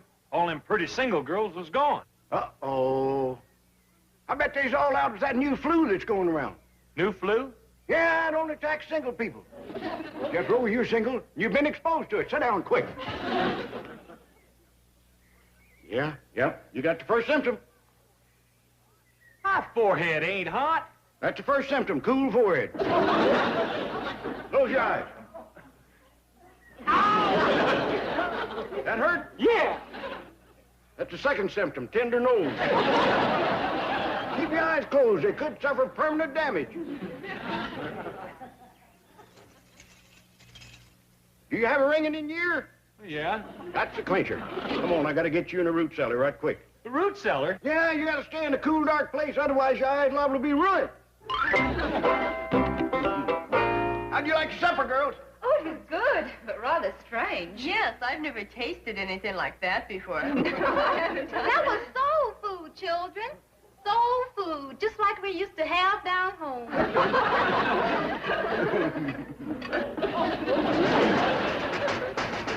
Who's that? That's the gardener's half-wit nephew. I'll get rid of him.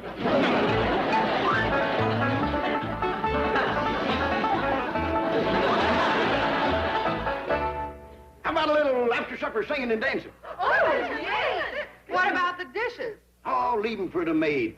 Somebody turn on the record player. Let's start the fun. Oh, good.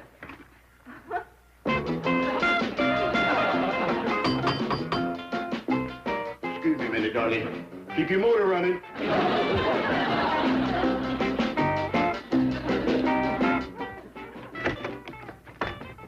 Hey, Shorty, let me in. I want to meet them pretty girls. What pretty girl? The ones I seen sitting in the parlor. I told you to stay in the root cellar or you'd ruin your eyes. What do you want? I want in. Can't you read? This is a hotel for women. No men allowed. I'm sure was fine bills, Granny. Just dandy. Sorry I didn't have enough for seconds, but Shorty toted most of it away. He must eat as much as Jethro. No wonder he walks in his sleep.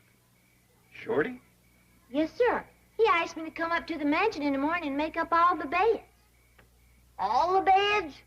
Yes, sir. Shorty says when he walks in his sleep, he might climb into 7 or 8 different beds and not even know it. The man sure has been acting peculiar lately. Dressing peculiar, too. What you mean?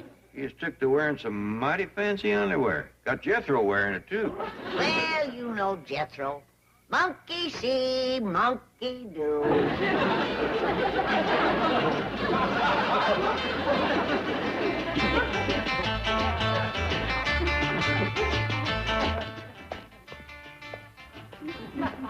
Oh, howdy, ma'am. Hi, Dad. Jethro? Is that you? Yes, sir. Guess you're wondering what I'm doing in this getup. It just crossed my mind. You see, if I don't dress like this, I can't get into Shorty's party. Shorty got you wearing that? Yes, sir. Wait right here, boy. Shorty! Come out here on a double. Oh, hi, Jed. Hi. Something wrong? Yeah, that. She's a big one, ain't she? Yes, he is. That's Jethro. No fooling. He don't look bad, does he? I think he does. Boy, get out of them duds. Oh, do I have to? You do. Now get. Doggone it, now I can't get into the park. Shorty, commence packing. You're going back to the hills. But, Jed, I got a good thing going in yonder. Never mind. You do as I tell you. And let me give you some advice. What's that? Put on your long johns before you get back home. What you mean? It may be all right in Hollywood, but you wear that fancy underwear back in the hills and they'll ride you out of town on a rail.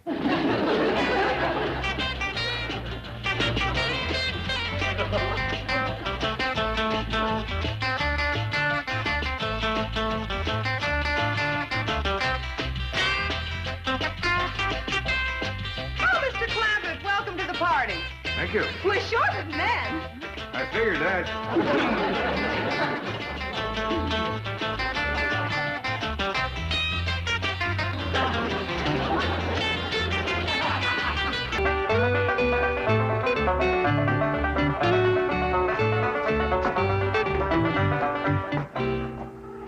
Hey, Granny. Let's move back into the mansion.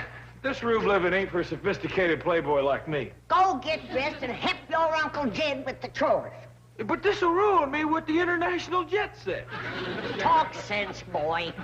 Well, what if word was to get back to Princess Grace and Prince Reindeer? Jethro! The whole mansion is full of girls. What? There's a different pretty girl sleeping in pretty near every room. I'll get dressed and go investigate.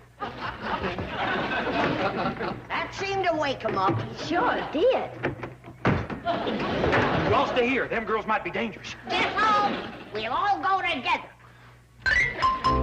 Does that sign say hotel for women? Sure enough does. That's Shorty Kellum. Whilst we was living in the cabin, he must have sold the mansion. You reckon that's what happened? I'll go ask the girls. Never mind. We'll ask Shorty. You can't do that, Granny. I'll send him back to the hills. I'll go ask the girls. Here comes Jed. Maybe he knows about this. It'll be more reliable if I go ask the girls. No, it won't. But it'll be more fun. Morning, everybody. Morning, Pop. Did you see all these signs? Well, I'll be doggone. So that's how Shorty got all them women to come over here. How many girls do you reckon is staying in there? I'll go count them. Never mind, Jethro. We'll wait till they get up. I wonder what time city girls get up. I don't know. I'll go find out. Jethro, you stick with us. I ain't scared of them little old girls. Mighty brave, but you stick with us. I'll finish fixing breakfast. Come on, everybody, to the kitchen. Where do you think you're going? If Granny's gonna fix breakfast, somebody's gotta go wake the girls. They likely got an alarm clock. I'll go see. Jethro? What are you fixing to have for breakfast, Granny? I'm just wondering what them city girls would like to eat. I'll go ask them. Well, you're always after me to do chores, and now that I'm willing, you won't let me. What's wrong with me? Where are we going? You'll find out. I declare that Jethro has picked up Shorty's ways. Thank goodness he's gone back home. Well, maybe he's just hiding in the root cellar again. Maybe you're right. I best go check. Granny, can I go ahead and start cooking breakfast? No. No, Ellie, just make the coffee. Ellie, on second thought, just boil some water. Yes, Ellie. Yes, sir? Try not to burn it. Uncle Jed, I can't believe you'd lock your nephew in a cage like a wild animal. It's true. You done violated my constitutional rights. I'm gonna get me a lawyer and throw down on you with a subpoena. Lots of luck. I'm taking this case to the highest court in the land. I'll go even higher. Walter Cronkite's gonna hear about this. Jim, do you reckon the Shorty Kellums could be hiding in the root cellar? I'll take a look. Well, Uncle Jed sure put you in the right place.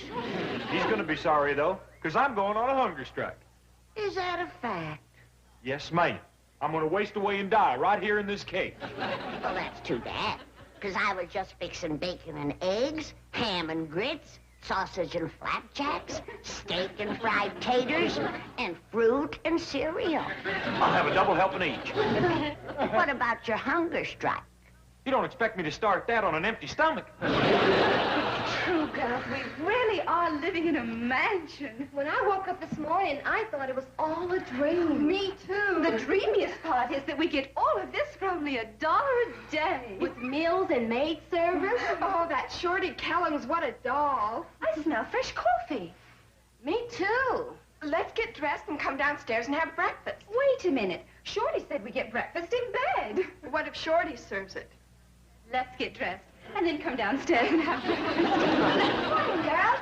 Is everybody up? No, just 3 of us so far. Well, Granny asked me to find out how many for breakfast. 7 altogether. That Granny's a great cook. She sure is. Are you the maid who cleans our rooms and makes our beds? Yes, ma'am. I told Mr. Kellums I'd do that. And your father does the gardening? That's right. And Shorty said there was a half-wit nephew. He must have meant Jethro. He's locked up in a cage out back. Is he dangerous?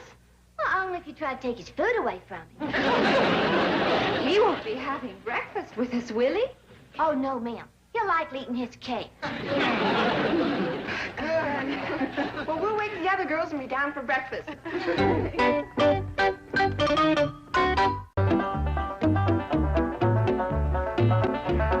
Morning, Miss Hathaway. Well, good morning, Chief. You're early. Well, you know the old saying, early to bed and early to rise makes a man wealthy. I believe that's healthy, wealthy, and wise. Healthy and wise you can have. I'll take wealthy. I hope you remember to bring Miss Bell with you this morning. Who? Jean Bell. She's employed here at the bank. And I promised to bring her to work? Oh, Chief, think back. She's the only member of the secretarial pool who didn't want to move into the Clampett mansion, and you wondered why. Well, I live at home, so I wouldn't save anything. Do you live in a mansion? Of course not. Do you ride to work in a limousine? No, I ride the bus. How much does it cost you? 50 cents a day. That's $2.50 a week. What are you getting at, Chief? Well, I live next door to the Clampett mansion, and she can ride back and forth with me. Gee, that'd be swell. Oh, yes, I remember now. Gee, I'm sorry I forgot to pick her up. I could have collected that 50-cent bus fare. Chief, you are a miserable man. I am not. I'm as happy as a lark. Now, don't forget, I'm collecting $5 a week from each of those 7 secretaries. That makes over $1,800 a year for little old me. You are just not to be believed. Now, look, Jed Clampett is letting those girls live in his mansion for $1 a day. If he can be a philanthropist, so can I. The only reason I continue to work for you is that when you finally get your comeuppance, I want to be there. Big deal.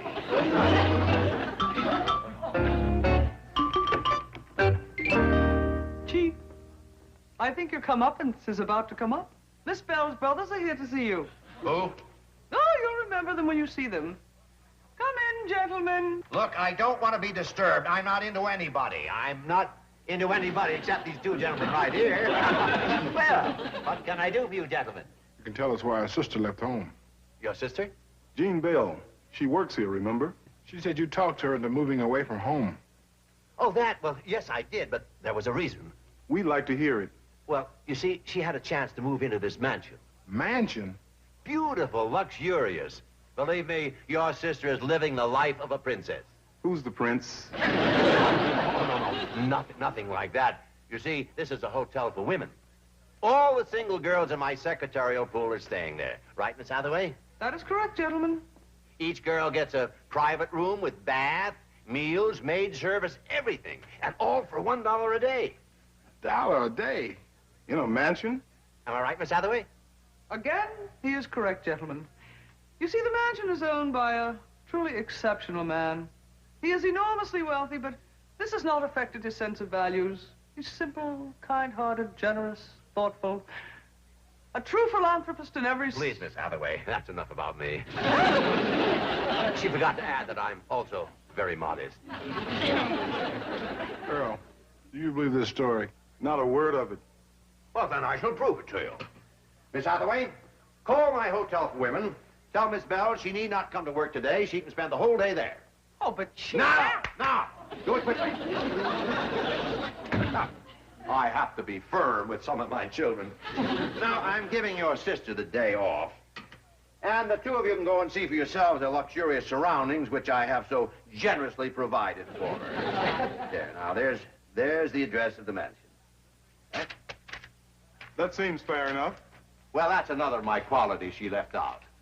Modest and fair. Now, you'll find a family of retainers staying at the mansion, the Clampetts. Now, they do the gardening, the cooking, housekeeping. You'll find your sister is being waited on just hand and foot.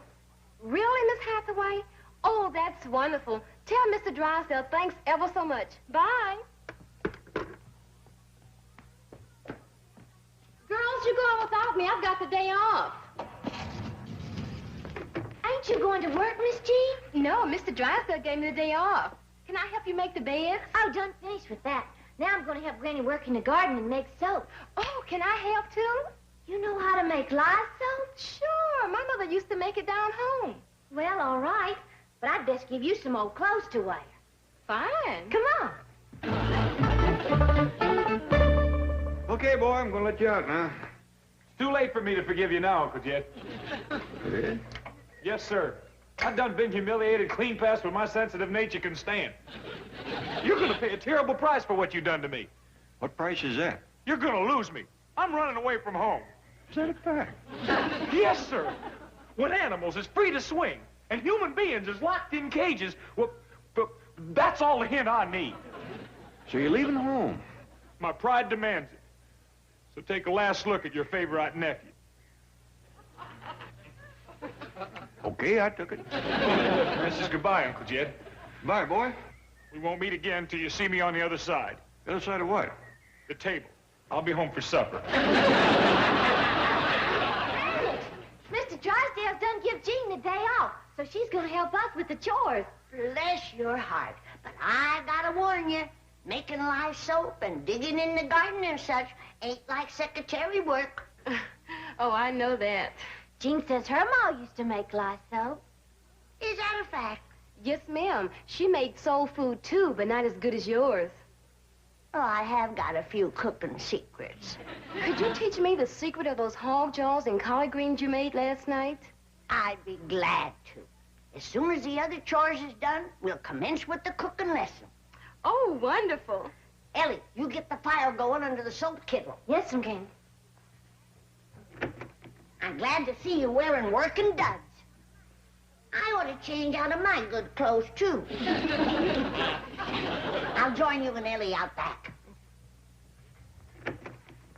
Jean, have you ever seen a swinging cat?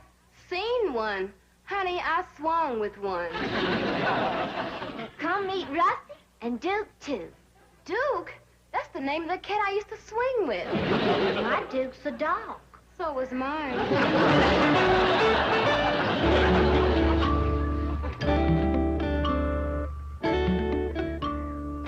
This is it, Cookie. Hotel for women. Yeah, this really is a mansion. You can't blame Jean for wanting to live in a place like this. Come in. Oh, howdy, boys. Hello. How do you do? I'm sorry to tell you, but this hotel is just for girls. We know that. We just came here to see our sister, Jean Bell. Oh, yeah, little Jeannie. Well, she ain't here in the house. She's out in the cabin out back. Cabin? Come on, I'll show you where she is. You know, Jean, I think it needs more renderings. I think you're right. Well, Granny made chitlins this morning. I reckon there's a can of renderings in the cabin. I'll stir while you look.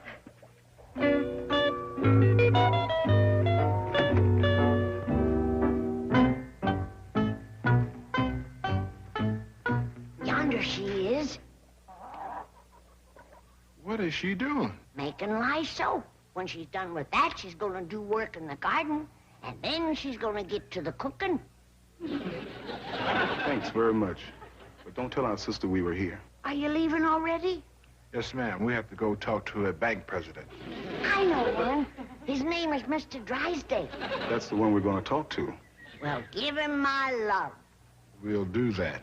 He's going to need all the love he can get.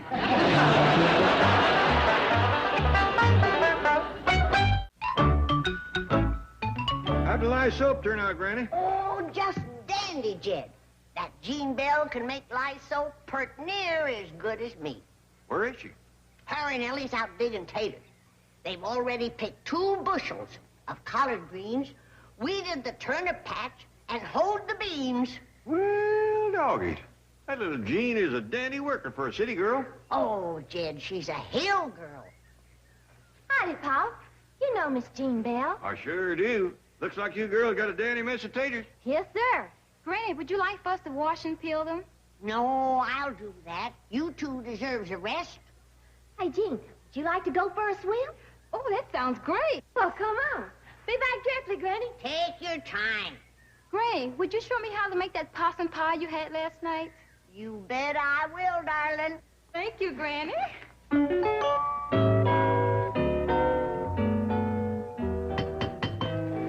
I'll see who it is, Jean. Oh, howdy, Mr. Drysdale. Come on in. Thank you, Ellie. Well, it looks like you've really taken advantage of your day off, Miss Bell. Does that mean it's over? Have your brothers come to see you? No, sir. Then it's not over. Enjoy yourself. Have fun. Mr. Drysdale. Yes. Want to go swimming with us? No, I'll get back to the bank. I just want to see how things look, and they look real good.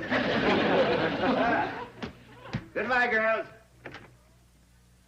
He sure is a nice man to have for a boss, ain't he? He is today. For some strange reason. All right, Miss Hathaway, bring in your dictation book. We'll get... Who did this? One of the 2 boys waiting in your office. All right, who's a smart Alec who did this? Me. Oh, that was real smart, Alec. No, it's Earl, isn't it? Right. It's great printing, just great. What's the idea? We went to see our sister. Oh, good. Then you had a first-hand picture of the life she's leading. Right. You saw the palatial mansion? Right. You saw the luxurious surroundings? Right. You saw the lovely gardens, the beautiful swimming pool? Right. And you saw your sister enjoying all that? Wrong. Wrong? Right. When I saw her, she was having a ball. You have a funny idea of how to have a ball. Fella, something must be wrong. Right. Well, maybe you better go back and have another look. Would you like to come with us? Would you like me to come with you? We would. Then I'm coming with you. Right on.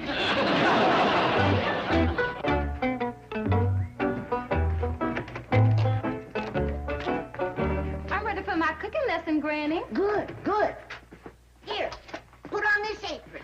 Do I get a cooking lesson too, Granny? Well, darling, I think your talents run more in other directions. Like scrapping. Scrapping? Yeah, you know, like cutting up scraps to make quilts. Yeah, that's what I mean.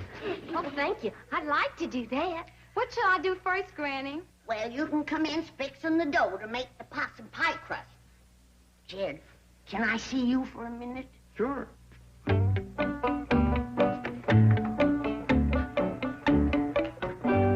Jed, I got a problem. What is it? I am plumb out of salted down possums. What you gonna do? Well, them pet possums of Ellie's is nice and fat. Oh, Granny, you ain't putting Bonnie and Clyde in no pie. But I promised Jean. I tell you what, Jethro has just come back from running away, and him and me will take a ride out in the country and bring you back a brace of them. Good. Granny, want to show me what to cut up for quilt scraps? Yes, darling. Jeannie, you can be simmering the hog dows. All right, Granny. Come on, darling. We'll go up to the attic and look for some material to do the quilting with. Yes, ma'am.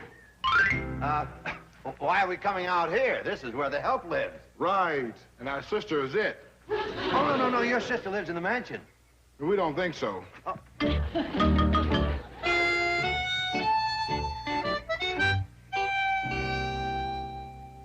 Gentlemen, believe me, something is wrong. Right. Now, you fellas go back to the bank and wait for me. I'll straighten this out. Hi,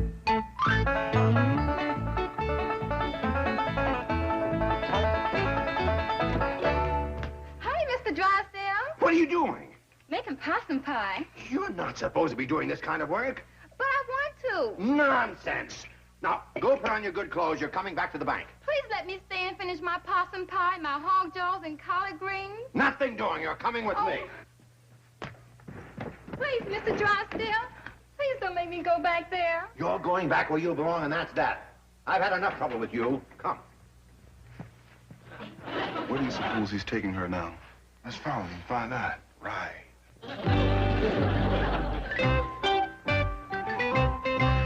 Please, Mr. Drysdale, I promised Granny. Never mind what you promised, Granny. You're coming back to the secretarial pool where you belong.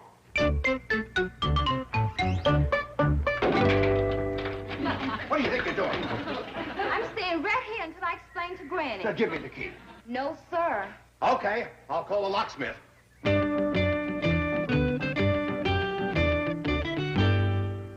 Cookie and Earl, what are you doing here? Looking for you. And Mr. Drysdale. Where is he now? He just went into the mansion. You can sit right here and cut your quilting blocks, honey. Yes, Granny. I'll go see how Jean's doing with the cooking.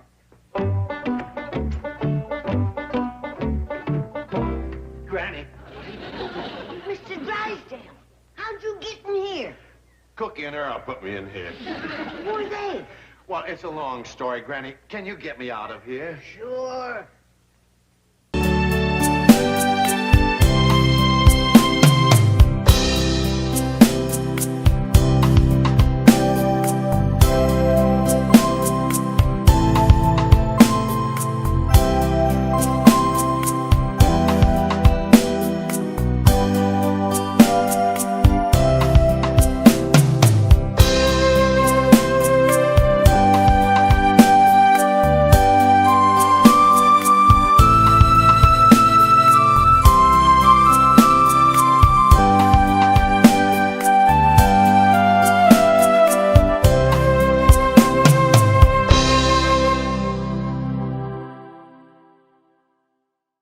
Toss you first. Don't you want? I'll toss you.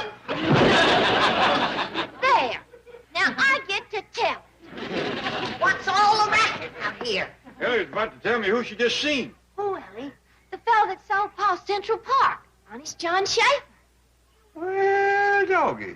You mean that Honest John is right here in Beverly Hills? Yes, ma'am.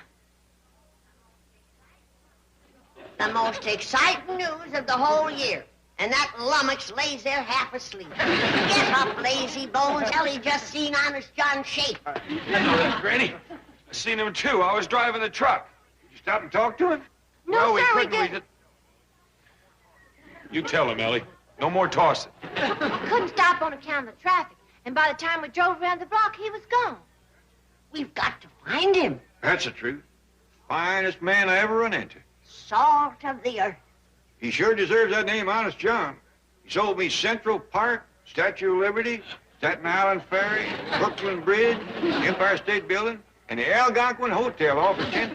That's what I call a real bargain. Then he turned around and gave you your money back. I'll never forget our leave taking there in Central Park.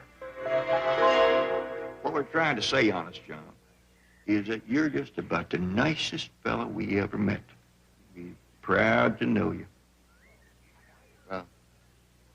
I gotta get going. Well, so long. Oh, wait, here comes Granny. She'll want to tell you goodbye. Goodbye? Is Honest John leaving? Yeah, Granny. He's got to go to Chicago. Oh, I'm sorry. It's been so nice knowing you. Take care of yourself, young fella. Yeah, I will. Swell. Well, so long.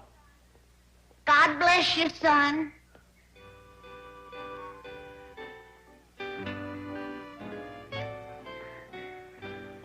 Look, folks, I got no use for this money. I mean, what's a few thousand for somebody like me? I'm loaded. Well, I got plenty myself.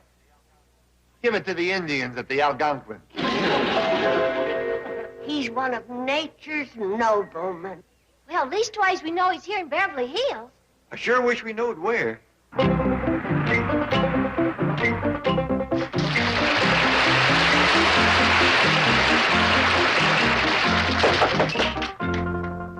What do you want?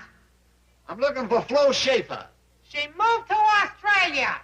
Flo, it's me, Shifty. Shifty, baby! Oh, darling.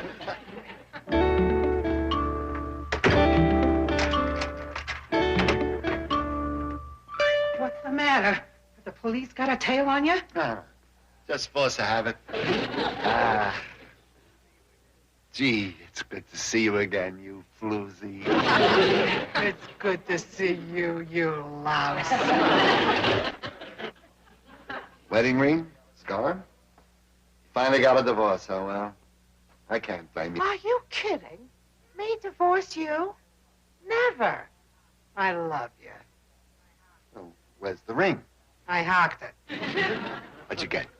$10. Well, it's a clear profit. I stole it. Oh, Shifty. We were such a great team. What split us up? Your mother? Where is the old bat? Please, honey. Mother's gone. Oh, I'm sorry. It's okay. She'll be out in 6 months. Look, honey, sit down. Something I gotta tell you, and I don't know how you're gonna take it. Sounds serious. It is. It's the toughest confession I ever had to make, and I know you're gonna hate me. Shifty, I could never hate you. So you met a younger, prettier girl. You married her. You're a bigamist. So what? I forgive you. No. You didn't marry the girl. That's even worse. Don't worry about it. I still love you. That's not it. You've joined a mob. Gambling, girls, dope, rackets, everything. Relax, you're still my man. That isn't it, honey. Then what? Tell, baby. Flo, I've gone straight. I've turned honest.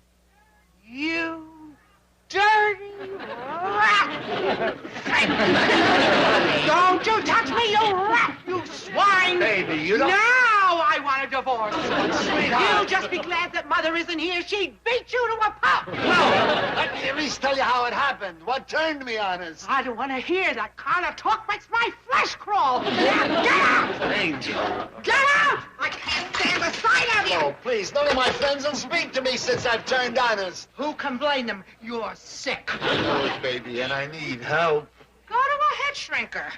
What? Can I go to a head shrinker and say, make me a crook? Yeah, I guess you're right. Maybe I can help you shake off this terrible hang-up. I know you can, dear. I know you can. Because you're so completely rotten. Thanks, Dolph. Yours did have a way with words.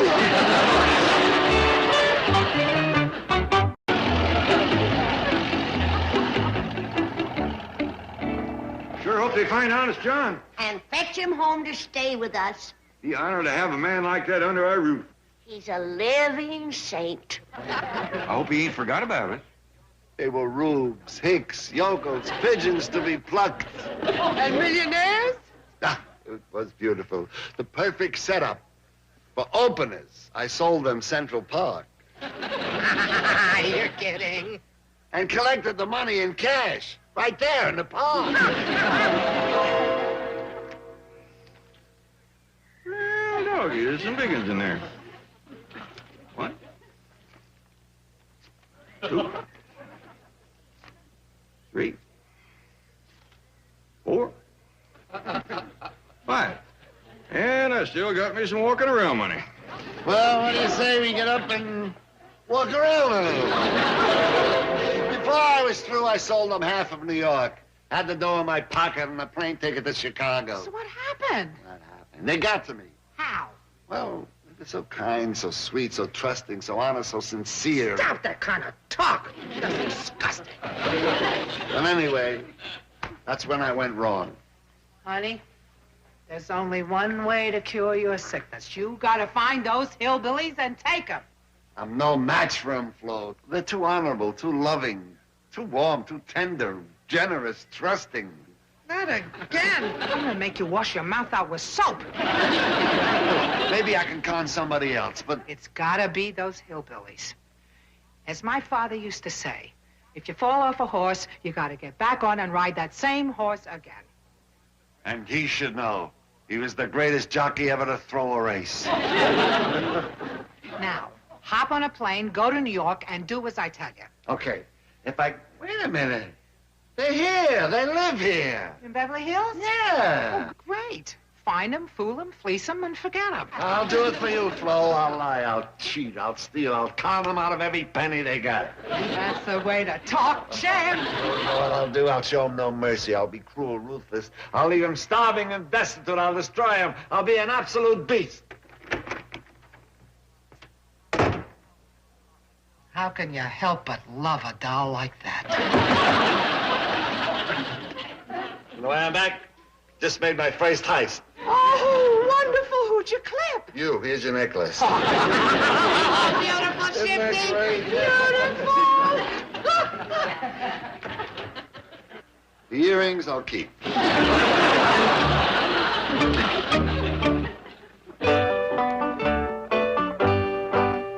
Did the young'uns fetch Honest John home? Not yet, but I see you're ready for him. Well, he always did admire my appearance, Jed. Couldn't get over how young I looked.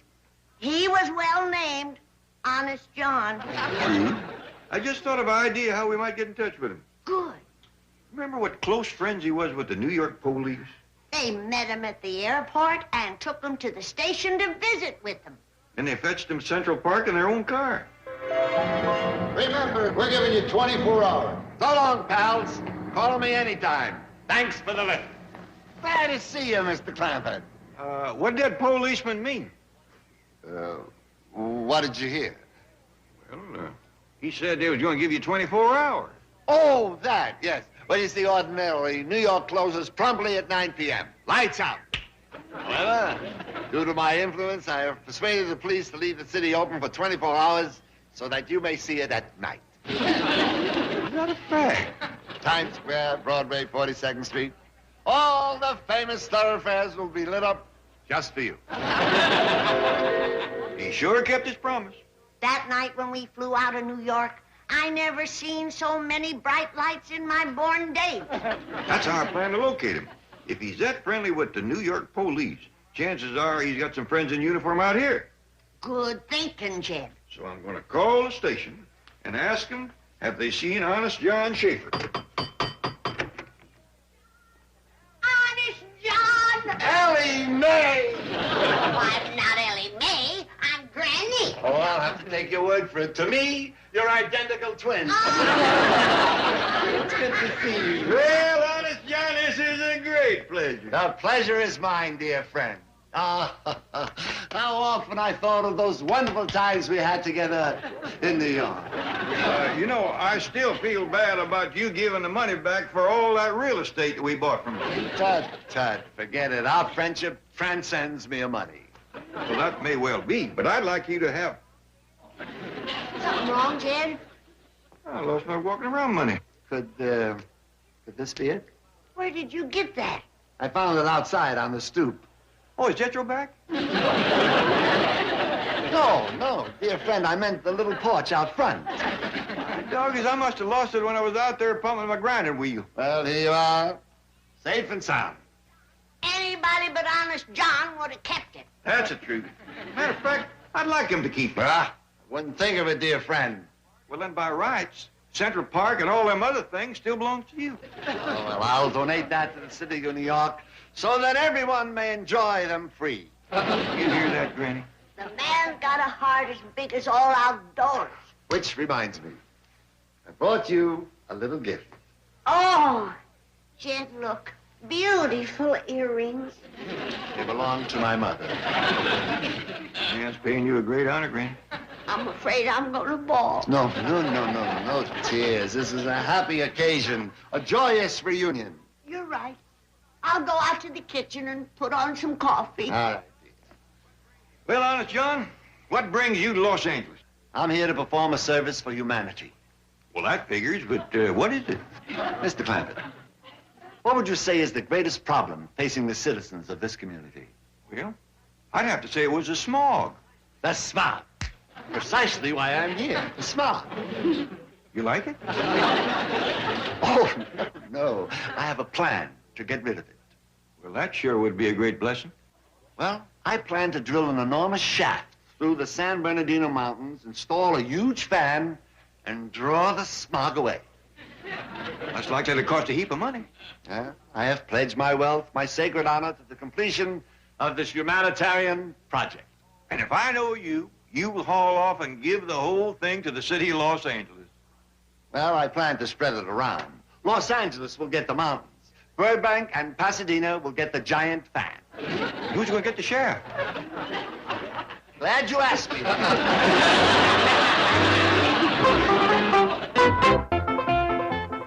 Wouldn't you know that this blessed saint of a man sitting here is the man that's going to get rid of the smog for us? Isn't it going to cost you a fortune to drill that big hole through the mountain? Well, the fan alone took all of my cash resources, but I'll raise more. Why don't you let me chip in some? Jed's got better than 90 million laying in the bank. No, please. I'll raise the money. I'll sell my war medals, my Nobel Peace Prize. As a last resort, I could always get $20 a pint for my blood. I can't let you do that, Honest John. Please, let Jed help you. I do hate to part with my war medals. What do you figure it'll cost to finish up the job? $15, $20 million? Well, I'll just call Mr. Drysdale and have him write you out a check for $20 million. Yeah, no checks. Why not? Well, names must appear on checks, and people find out who their benefactor is, and charity is only beautiful when it's anonymous. Anon what? Anonymous. Unknown. That's why I'm financing this entire project in cash. Well, I know from experience that Mr. Drysdale don't keep $20 million in cash in his bank, but I'll get you what he's got. No, please, forget it. He'll ask questions. You'll have to tell him what it's for. The secret will be out, and the whole project will lose its charm and beauty. I don't have to tell him nothing. It's my money. You do make it hard for me to say no. I won't take no for an answer. You wait right here. I'll be back in a flash with the cash. Well,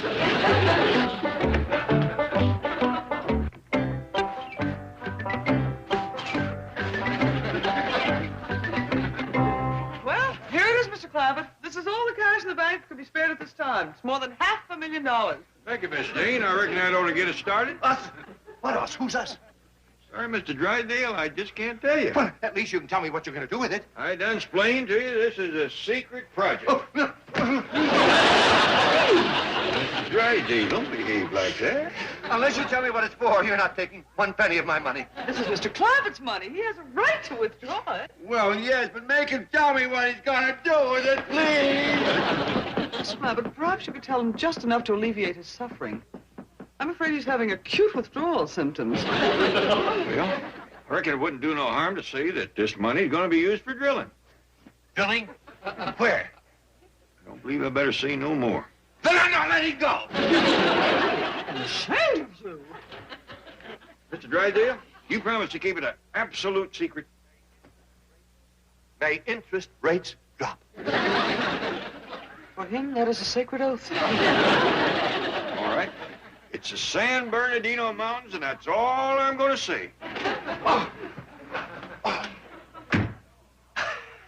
That old mountain gold is found oil again. Call my real estate broker. Have you start buying up the San Bernardino Mountain. Miss Jane says it's better than $500,000 in there. Of course, I ain't counted it. Who cares? If we can't trust one another, where's the joy of life? Mr. Schaefer! See, Granny? I told you I could bomb him with brainwaves and ESP him here. Hiya, Jethro. Gee, it's sure good to shake your hand again. I see you still have the grip of a gorilla. Yeah, but our brains ain't the same. Oh, that's all right, Jethro. Yours will do. Well, must be all friends. What's in the sack? Better than $500,000 in cash. And you know what Honest John is going to do with it? He's going to commence getting rid of our smog. Hey, that's great. Isn't that wonderful? There's only one way to put it. The man is a living saint. Bless you, Honest John. And thank you for saving all the little critters and birds. And thank you for saving the young'uns and old folks that couldn't hardly breathe no more. And the trees and the flowers that die in air pollution, they thank you too. Well, tell them they're welcome. Well, I'll be gone now. Jethro, heft that money on the truck and take Honest John wherever he wants to go. Yes, sir, Uncle Jed. Too bad you can't move in and stay with us. It would be a joy and an honor. Well, next time maybe. Well, glad to see you. Remember, there is plenty more money where that come from whenever you need it. Swell.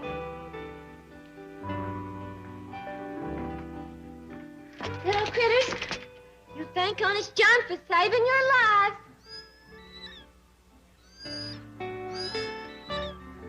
You're welcome. You're welcome. Let's get out of here, Jethro.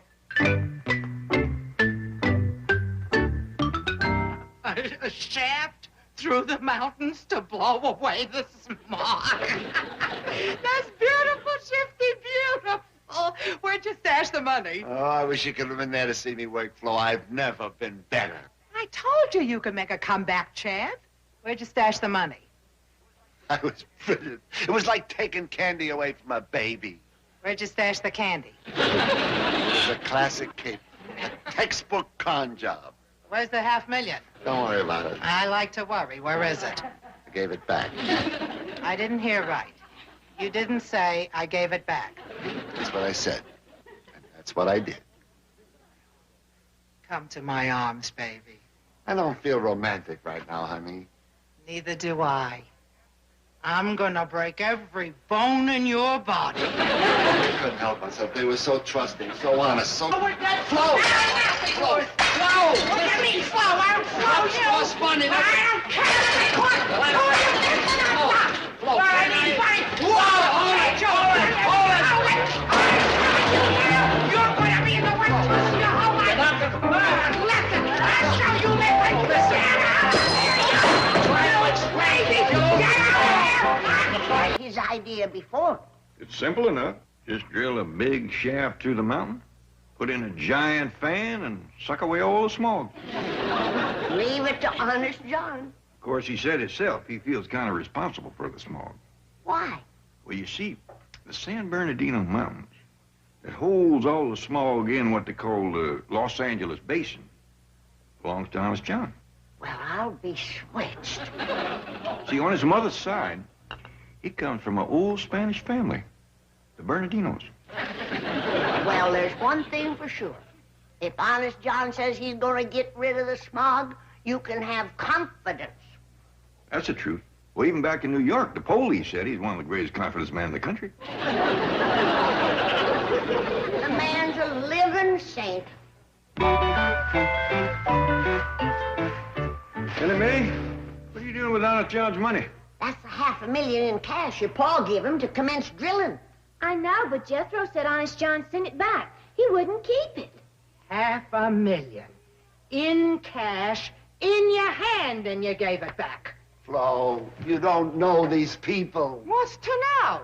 They're rich. They're dumb. They're pigeons. They're beautiful, Flo. Kind, trusting, sweet, simple, honest. I warned you not to use that kind of language in front of me. Let's face it. I'm a failure. If you want a divorce, I don't blame you. Now, Shifty. Look, I'm a lousy husband. When you needed me most, when you depended upon me, what did I do? I turned honest. Anybody can slip. You didn't, Flo. You haven't changed since the day I married you. You're still the same girl. Deceitful, crooked, sensational pickpocket, fabulous shoplifter, drive a great getaway car. Maybe we could work together again. Team up like in the old days. Would you, Flo? Please, you gotta help me rebuild my character. It's hard to say no to you, Shifty. Come on, baby. Let's seal it with a kiss. Put those purse-snatching arms around me, and let me feel those lying lips on mine. Excuse me, Chief. Your real estate broker's here to see you. Oh, good, good.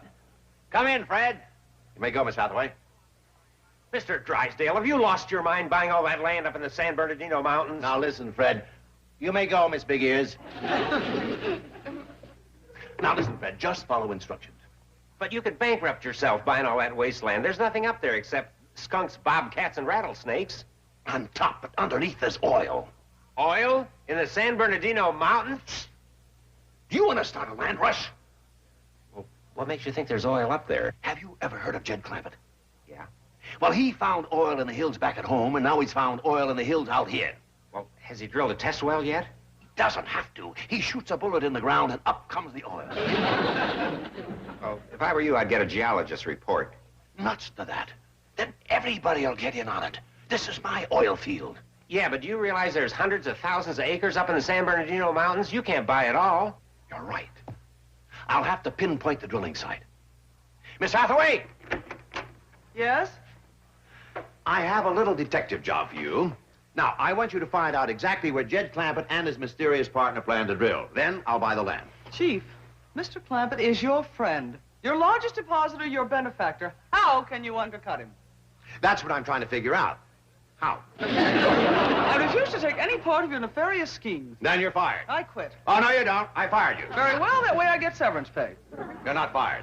Now, quit. On second thought, I think I'll stay around and see what happens. Okay, and get up to the Clampetts and find out where they're going to drill. There'll be a big, fat reward in it for you. My reward will be seeing you get the reward you deserve for your greed and avarice. Yeah, it should run into millions.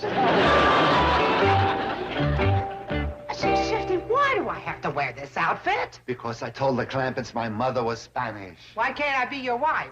They don't think I'm married, and besides, they'll love you. They're big mother people.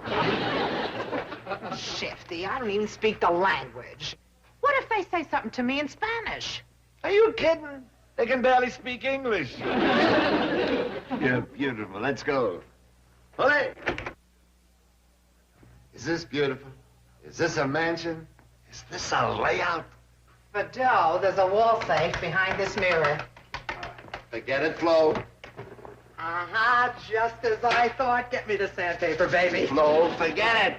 Well, I can crack it in 30 seconds. It's a coffee can. Oh, you don't have to steal from these people. They give it to you. They force it on you. Now behave yourself or you'll blow the whole caper. You nut. What, you haven't? Oh, dear friend. I have the honor and privilege of presenting my sainted mother, Ana Maria Fernandez Barcelona, San Bernardino y Schaefer. Howdy, Dan. It's a pleasure to meet you. Iguana. Ah, she said the pleasure is hers. Iguana means pleasure in Spanish. Mother speaks almost no English. Well, we'd be mighty iguana to have you all move in and stay a while. Ah, he said, it's Povo de Hacienda, Cesar Romero, la Cucuracha, la Clampett. Ah, iguana. As Mother said. Oh, we caught that. Ellie, show these folks the two nicest rooms in the house. Sure will, Granny. Y'all follow me upstairs. Para das pueblos al centro tequila, las Clampetts, Rio Grande. Iguana. Not only does she speak no English, she speaks very little Spanish. It'd be a violation of any trust if you were to tell me where you plan to start to drill. Well, like I told Mr. Drysdale, all I know is there's someplace in the San Bernardino Mountains. Well, can't you localize it any more than that? No, ma'am, I'm sorry. If I knowed any more, it'd be a real iguana to tell you. A real what? Iguana. It means pleasure. My partner's Spanish mama uses a lot of iguanas. Aren't they members of the reptile family? No, ma'am, there's Bernardinos on her side. Well, Miss Jane. Hello, Granny. Nice to see you. The iguana is mine. Granny and me is catching on to that Spanish real good. Would you like to stay and have victuals with Jed's secret partner and his mama? Granny, if Miss Jane met my secret partner, he wouldn't be secret no more. True, true. I'll do this for you, Miss Jane. I'll go ask him where in the mountains we're going to drill. Oh, well, thank you, Mr. Clampett. Come and sit down, Miss Jane. Oh. Ain't it exciting about the smog? Smog? Ain't you heard? We's getting rid of it. Wonderful. How? Well, Jed and his secret partner is drilling a great big tunnel through the San Bernardino Mountains and is going to pull away the smog. That's the drilling Mr. Clampett needed the money for? He drew $500,000 out of Mr. Drysdale's bank. No oil or anything like that, just the tunnel. That's right. Oh, that's marvelous. That is just marvelous. Isn't it a great idea? Well, it's interesting. I trust that Mr. Clampett's secret partner is a qualified engineer. Oh, I don't think they's going to run a train through the tunnel. Just smog. Oh, this is beautiful. This is sublime justice. Greed and avarice will reap their just rewards, and I shall be there to see it.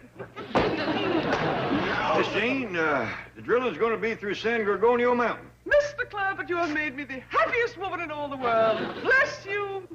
Bless you.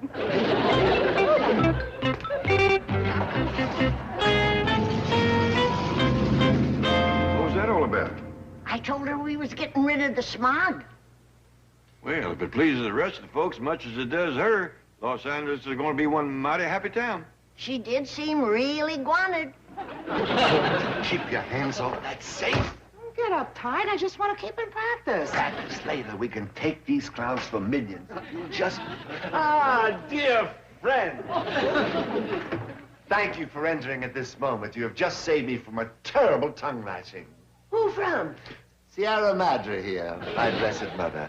When I told her I had refused the gift of money my host had so graciously offered me, her Spanish temper flared and she scolded me mercilessly. She said it was tacos. That means rude. Well, I wouldn't go so far as to say you was tacos, but I think you ought to take the money. Yeah, and it's still here, right out in the kitchen. Tell your mama. That ought to make her happy. Sierra Madre escondido avocado a la kitchen. Ah, tortilla. That means marvelous. Good. Let's go get it.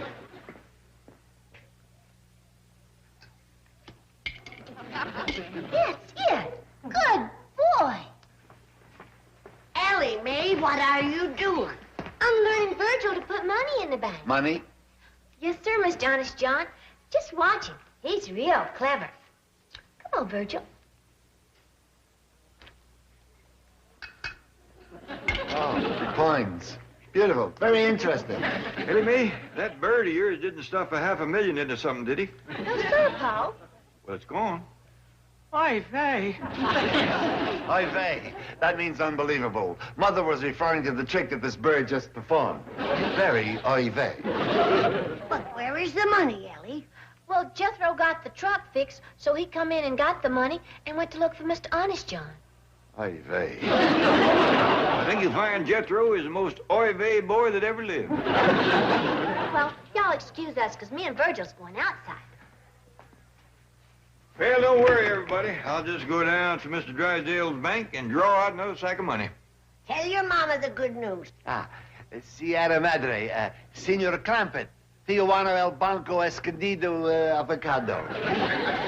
Ah, tortilla. Escondido avocado. That must mean money. Exactly. Say, you're picking up the language beautifully. Yeah, thank you. Would you and your mama like to come down to the bank with me? Tortilla. Buzz, el badjo, la pistola, reconocito, arresto, stupido. Honest, John, I don't know what you're saying to your mama, but from the tone of your voice, it sounds real tacos.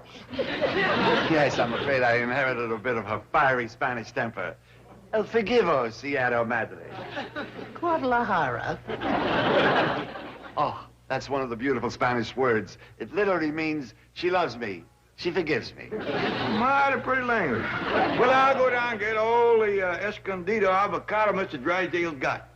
I'll give him victuals, Jed. Good, Granny. Y'all iguana yourselves. Honest, John, ask your mama how she'd like some owl gizzards and some pickled skunk shanks. El Hongrito? Yuck. Well, it loses something in the translation, but that means we're both on a diet. Fred? Yeah, Mr. Drysdale. I've got it pinpointed. The drilling site. Mount San Gorgonio.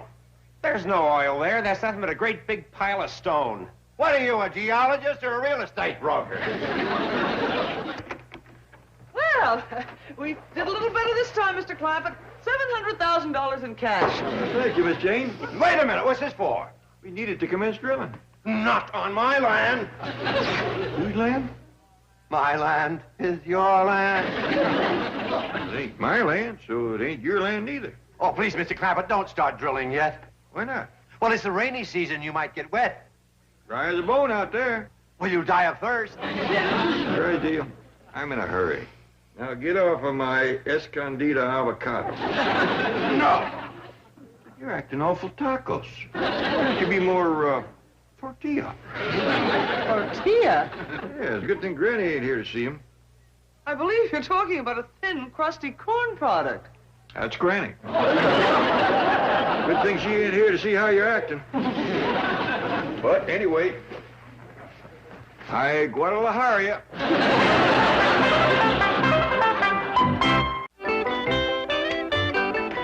What are you reading, Honest John? What? Oh, this is a travel folder, Grandy. I plan to take Mother on a trip as soon as we finish our caper. Paper? A Spanish delicacy made of wine and olives. Well, I'm glad to hear that your appetite is coming back. I fetched you a whole basket full of goodies from my root cellar. I'm really not hungry. You will be when you know what I got. I got groundhog meatballs, beaver tail fried in possum fat, and a roast breast of buzzard. Give you my word, I couldn't eat a bite. Oh, I know what will tantalize that finicky appetite of yours. I'll fetch you some goat cheese. No, thanks. It won't take a minute. I got it in the wall safe in the front hall. You keep it wet? In the wall safe behind the mirror in the front hall.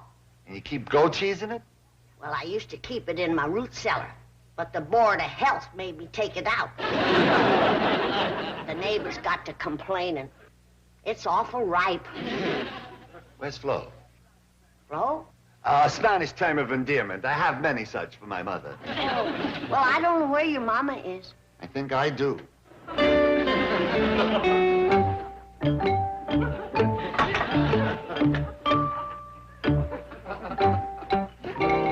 I knew you'd be here. Listen, I want Flo. Flo. What is it? Flo. Flo, what?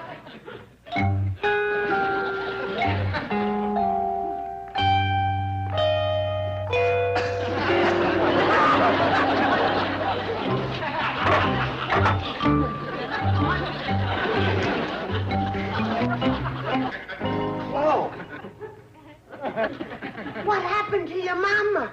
She fainted. Very delicate lady. Spanish aristocracy. I'll get my medical bag. I'm a doctor, you know.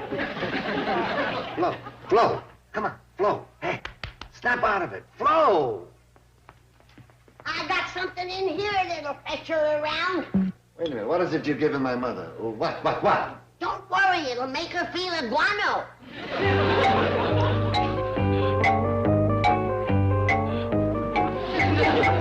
Holy cow!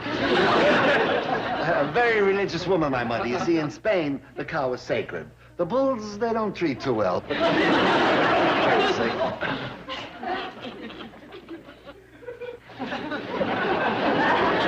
Tell her to take it easy with that stuff, Honest John. That's for medicinal purposes only.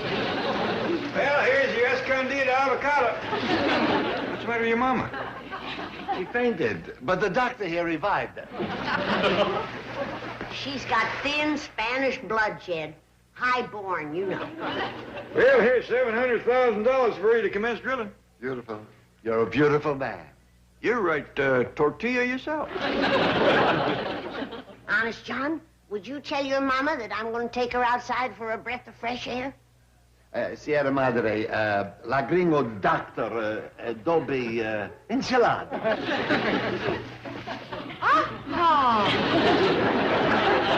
We'll be on our way if you don't...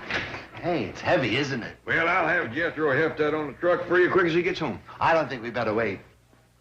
You see, smog is getting worse, people are coughing. Time is of the essence. I'll call a cab. Okay, baby, here it is. Let's blow. Driver, give me a hand with the bag. No!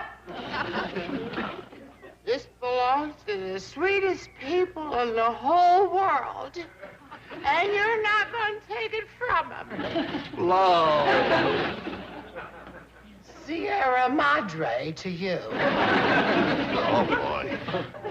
Those sweet people in there never gave us anything but iguana. And now you want to be tacos. I'll never Guadalajara you again. You bum. Are you folks still here? Unfortunately. Why's your mama crying? Homesick. Homesick for the place of her birth. Jersey City. A quaint little hamlet nestled in the hills above Barcelona. Sierra Madre. El Pronto El Lambo, eh? Don't forget your Escondido avocado. No Escondido avocado. What? Oh, well, Mother's had a change of heart. She would not allow me to take your money. Well, what about the smog? Yeah, I'm going to keep working on that. Well, driver, let's go. Here we go. To the hills above Barcelona.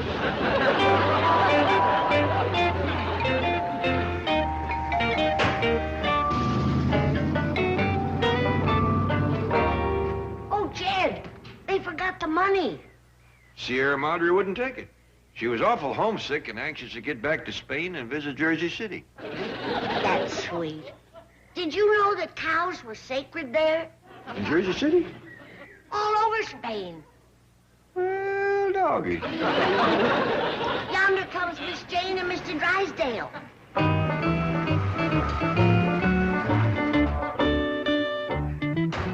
Howdy, folks. Too bad you didn't get here much sooner. Yeah, you could have met Jed's partner in her Sierra Madre. Sierra Madre is a mother mountain. Well, she was kind of stout, but I wouldn't go that far. Mr. Clampett, I have some news for you. I now own practically all of San Gorgonio Mountain. Is that a fact? Yes, he had to mortgage everything, even borrow money from several rival banks at 9% interest. That's not important. The important thing is that if Mr. Clampett and his secret partner want to drill for oil, they have to lease the land from me. We ain't gonna drill for oil. You ain't? They just drilling a great big tunnel through the mountain to suck out the smog. Mom? I best fetch my medical bag. I think he's gonna faint. Likely he's got thin blood like Sierra Madre. But don't you worry. Granny will have you feeling iguana in no time. Iguana is a great big lizard. Oh, ma'am, it's a big...